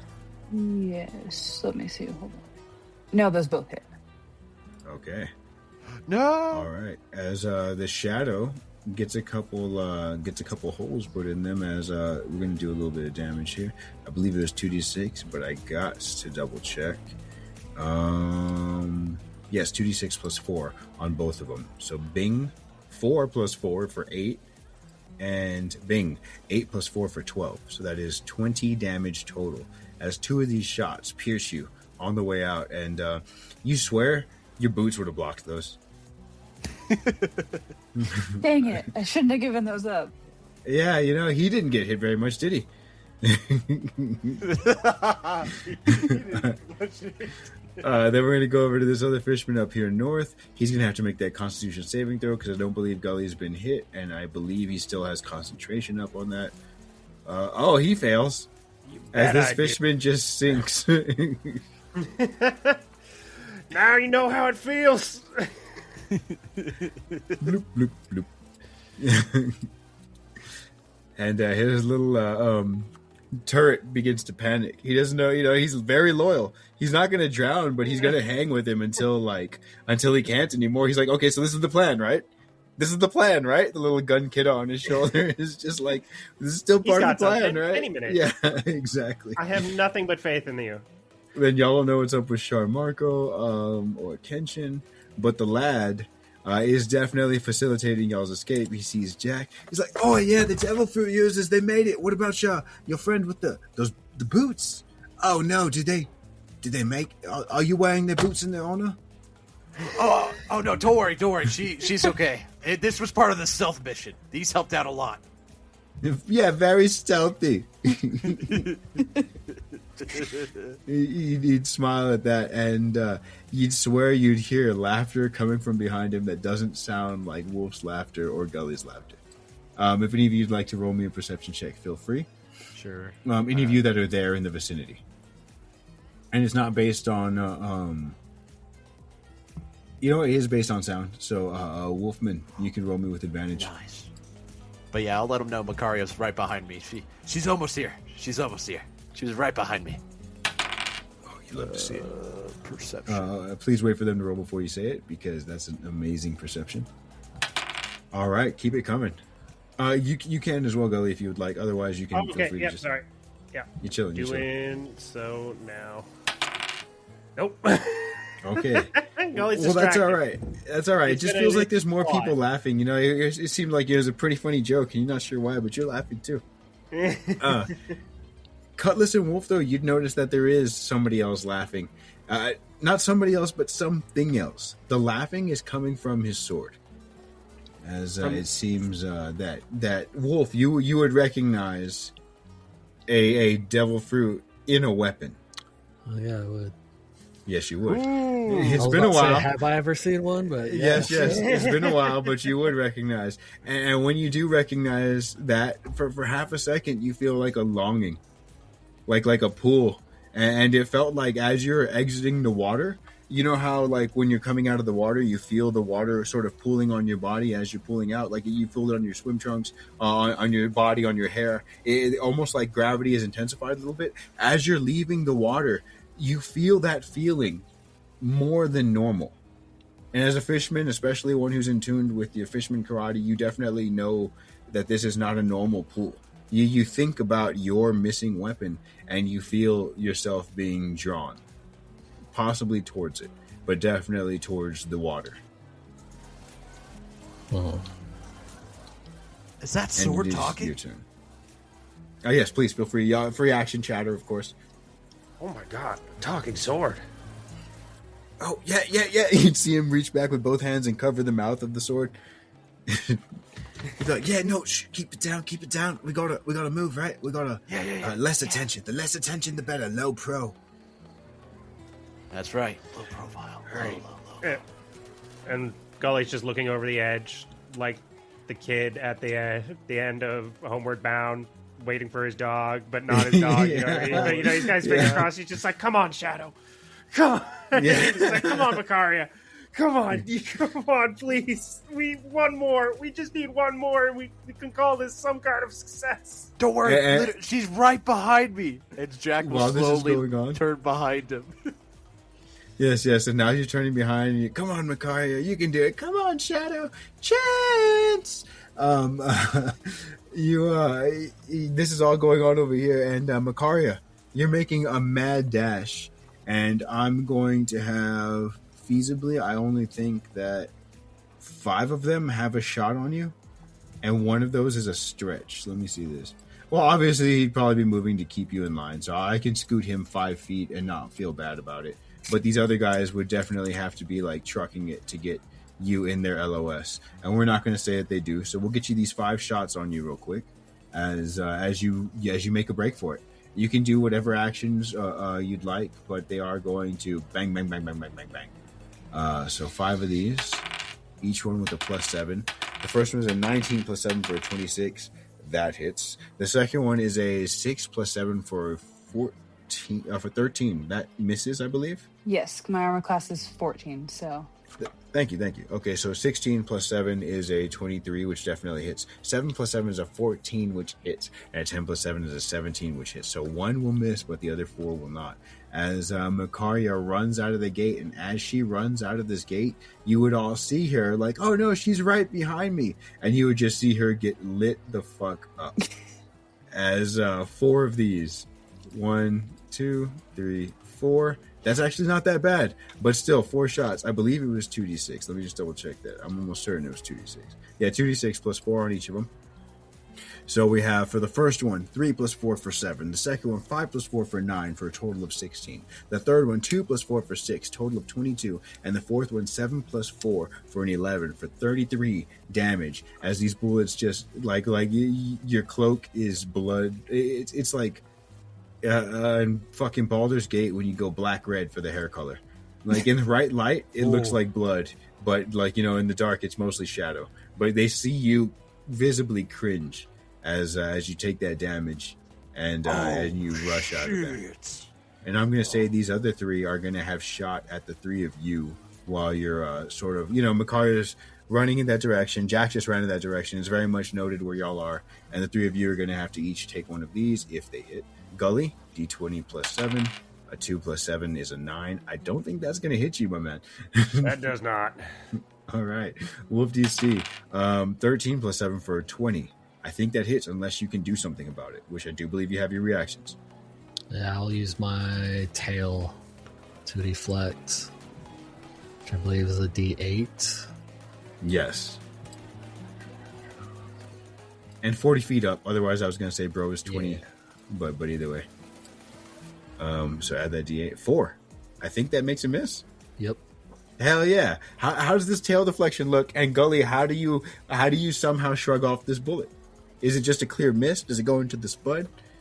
Do you block it into the water with your tail? So I think with his tail basically just nudges the trident on his back to where the trident deflects it and it ricochets off into the water. And this is a remade trident, or is it your gun? Because your gun is still stuck a gun for now. No, I have both. I have a trident and shotgun. Okay, it's the remade one, not the one that you had lost. Right.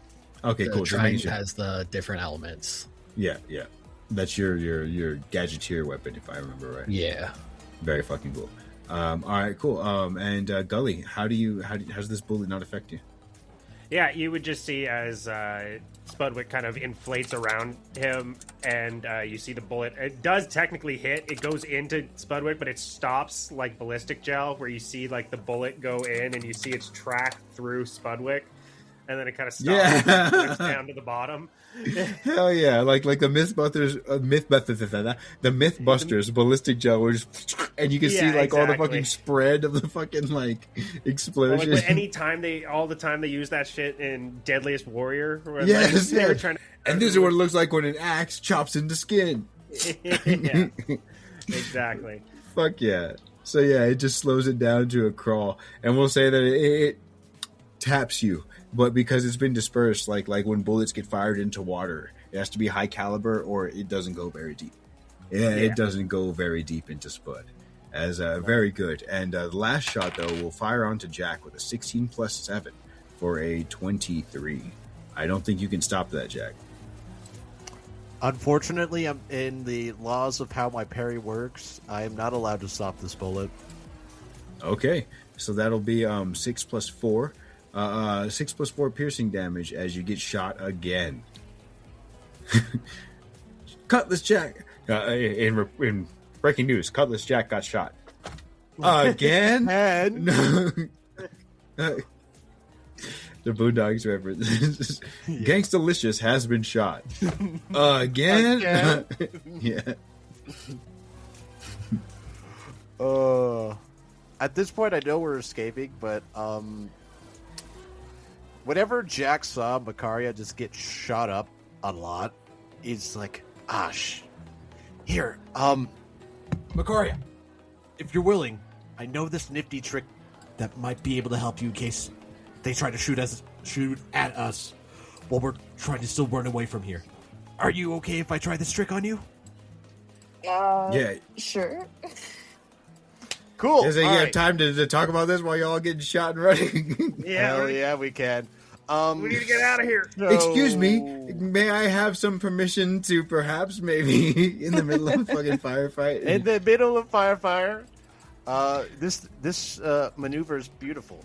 I love it. So I am going to use a bonus action to do... Oh, do I even have to wait? Hold on. Do I have to use my bonus action first? No, it's just movement. It's just movement. That's even better. Okay, so, Makaria, you're going to see Jack is going to just swap places with you real quick. So if you would not mind to put yourself 5 feet right there, please. I know this maneuver. Would you mind explaining what this maneuver is and where it comes from? Yes, of course.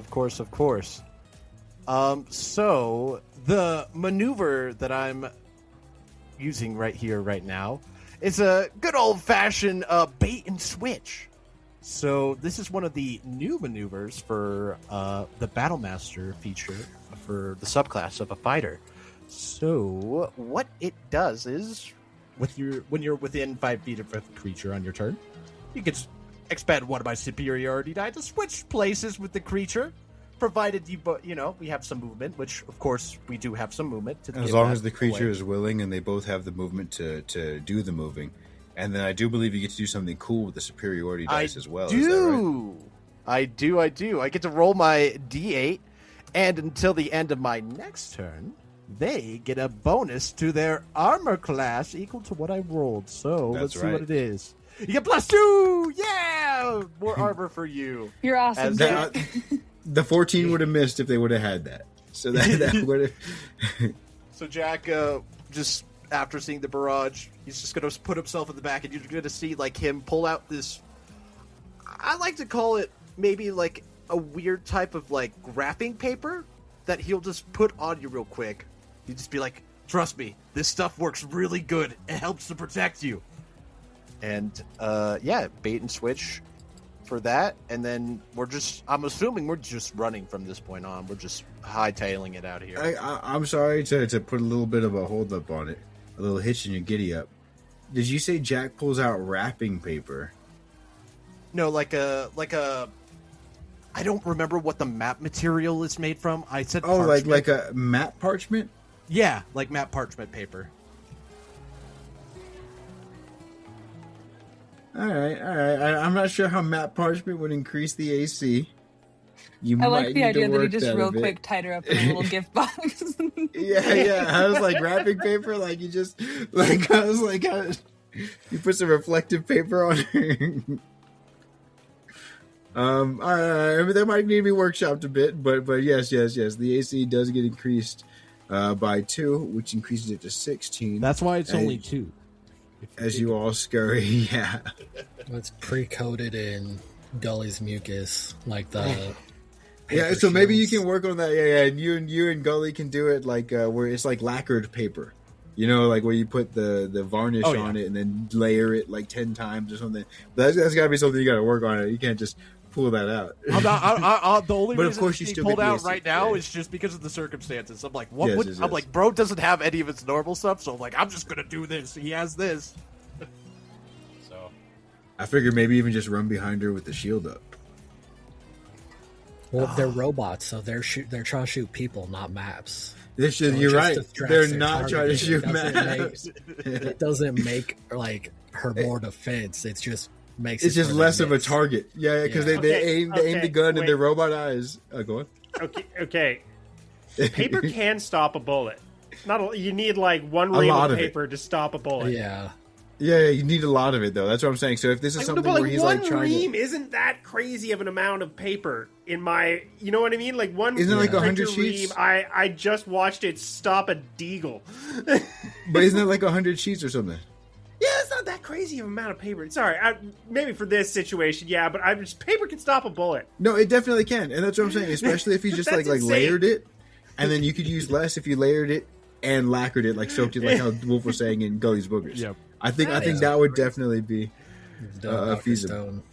But I also like that it doesn't register the paper as a target, so it looks so you can see like the head and shoulders, and it registers that as target, and then midsection is covered by map, not a target, and then legs and knees is a target because it's not covered by map. I don't know, fucking dumb. But no. Okay, so we can work on Mr. Map Man using paper as different gadgets. I had an origami superhero character one time, and that's literally what I did. He just lacquered his paper, and he used it for all his... He was an artificer who made all of his equipment out of fucking paper. Ah, that's cool. Heck yeah. But yeah, so no. Enough of that sidetracking. As you all have a forward track in front of you, and you all run like track stars down it. The kid getting, I mean, it seems like he's maybe not enjoying himself, but enjoying the thrill as he's got a big smile on his face, running down in the middle of the pack with y'all as you all manage to make it out of there. Very, very much making a big old scene, a big old crash and a bang. If some of the people on this island did not know who you were, they do now. As we're going to go ahead and call it there. You guys are now maybe on the run from more than just the Yuri pirates here. You definitely know that there's some shady stuff going on in North Naggles. And you know that the marine presence is a little bit stronger than just two people at the shops. You're not sure what all this means, but you do know that there's a lot more going on here than previously thought. And I'd be willing to suspect that they probably know about your helicopter up here as well. Mm-hmm. Those sons of bitches, they lied to us. They lied. They are a bunch of liars. Bunch of liars. No, thank you so much for running, Billy. That was a lot of fun. Thank you. Does anyone have anything they would like to plug before we wrap up here? Yeah, please check out Digidice Monsters. If you like everyone here, well, most of us here, I do apologize. You're more than welcome to join at any time, Kat. We can get as many people in that as possible. Yeah, it is us playing a Digimon-themed D&D campaign. So if you like what we're doing here, come check that out. It's a good time. Oh yeah, it's a great time. It is a good time. It is a great time. You can also check us out on socials at TKO Saturdays. And if you enjoy my rambling, my yapping that I do within these beautiful, wonderful sessions, you could join me and then my fellow co-host who, maybe might make an appearance on here one day. Who knows? Maybe. It has been on Digidice. Her name is Gogo. We stream every Monday, Tuesday, and Wednesday on Pigeon-Headed Gaming. We usually go live at 1:30 PST. Sometimes it's going to be at 2:30 PST. We usually try to aim for the 1:30 PST. But hey, sometimes crazy life stuff happens. But yeah, if you ever want to come on by, we always love to chat with you all. Absolutely. Oh yeah, I got to be on that stream recently. I got to race against PhD. If you want to know how I did, check it out. It's in the VOD. Hey.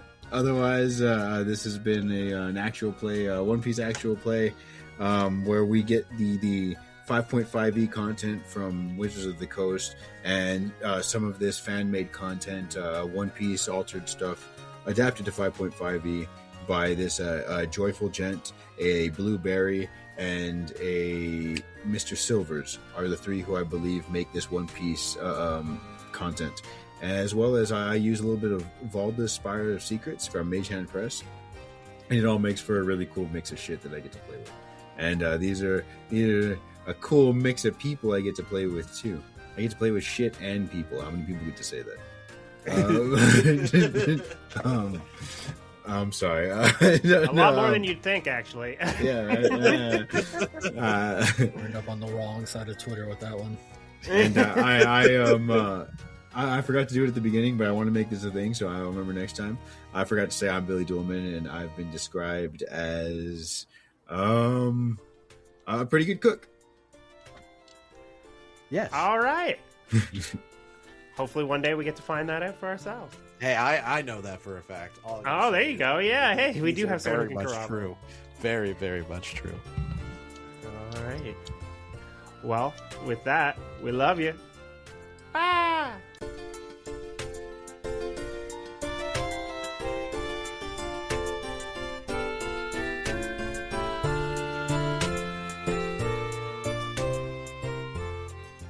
All right, that was episode 16 of Warriors of Will. Man, did shit hit the fan, but somehow our crew got out of there in one piece, more or less. If you're enjoying our content, make sure you are listening to Digidice Monsters, another Knights of Saturday production. If you like us separately, you can find Jukes started streaming some art streams over on Jukes Arts on Twitch.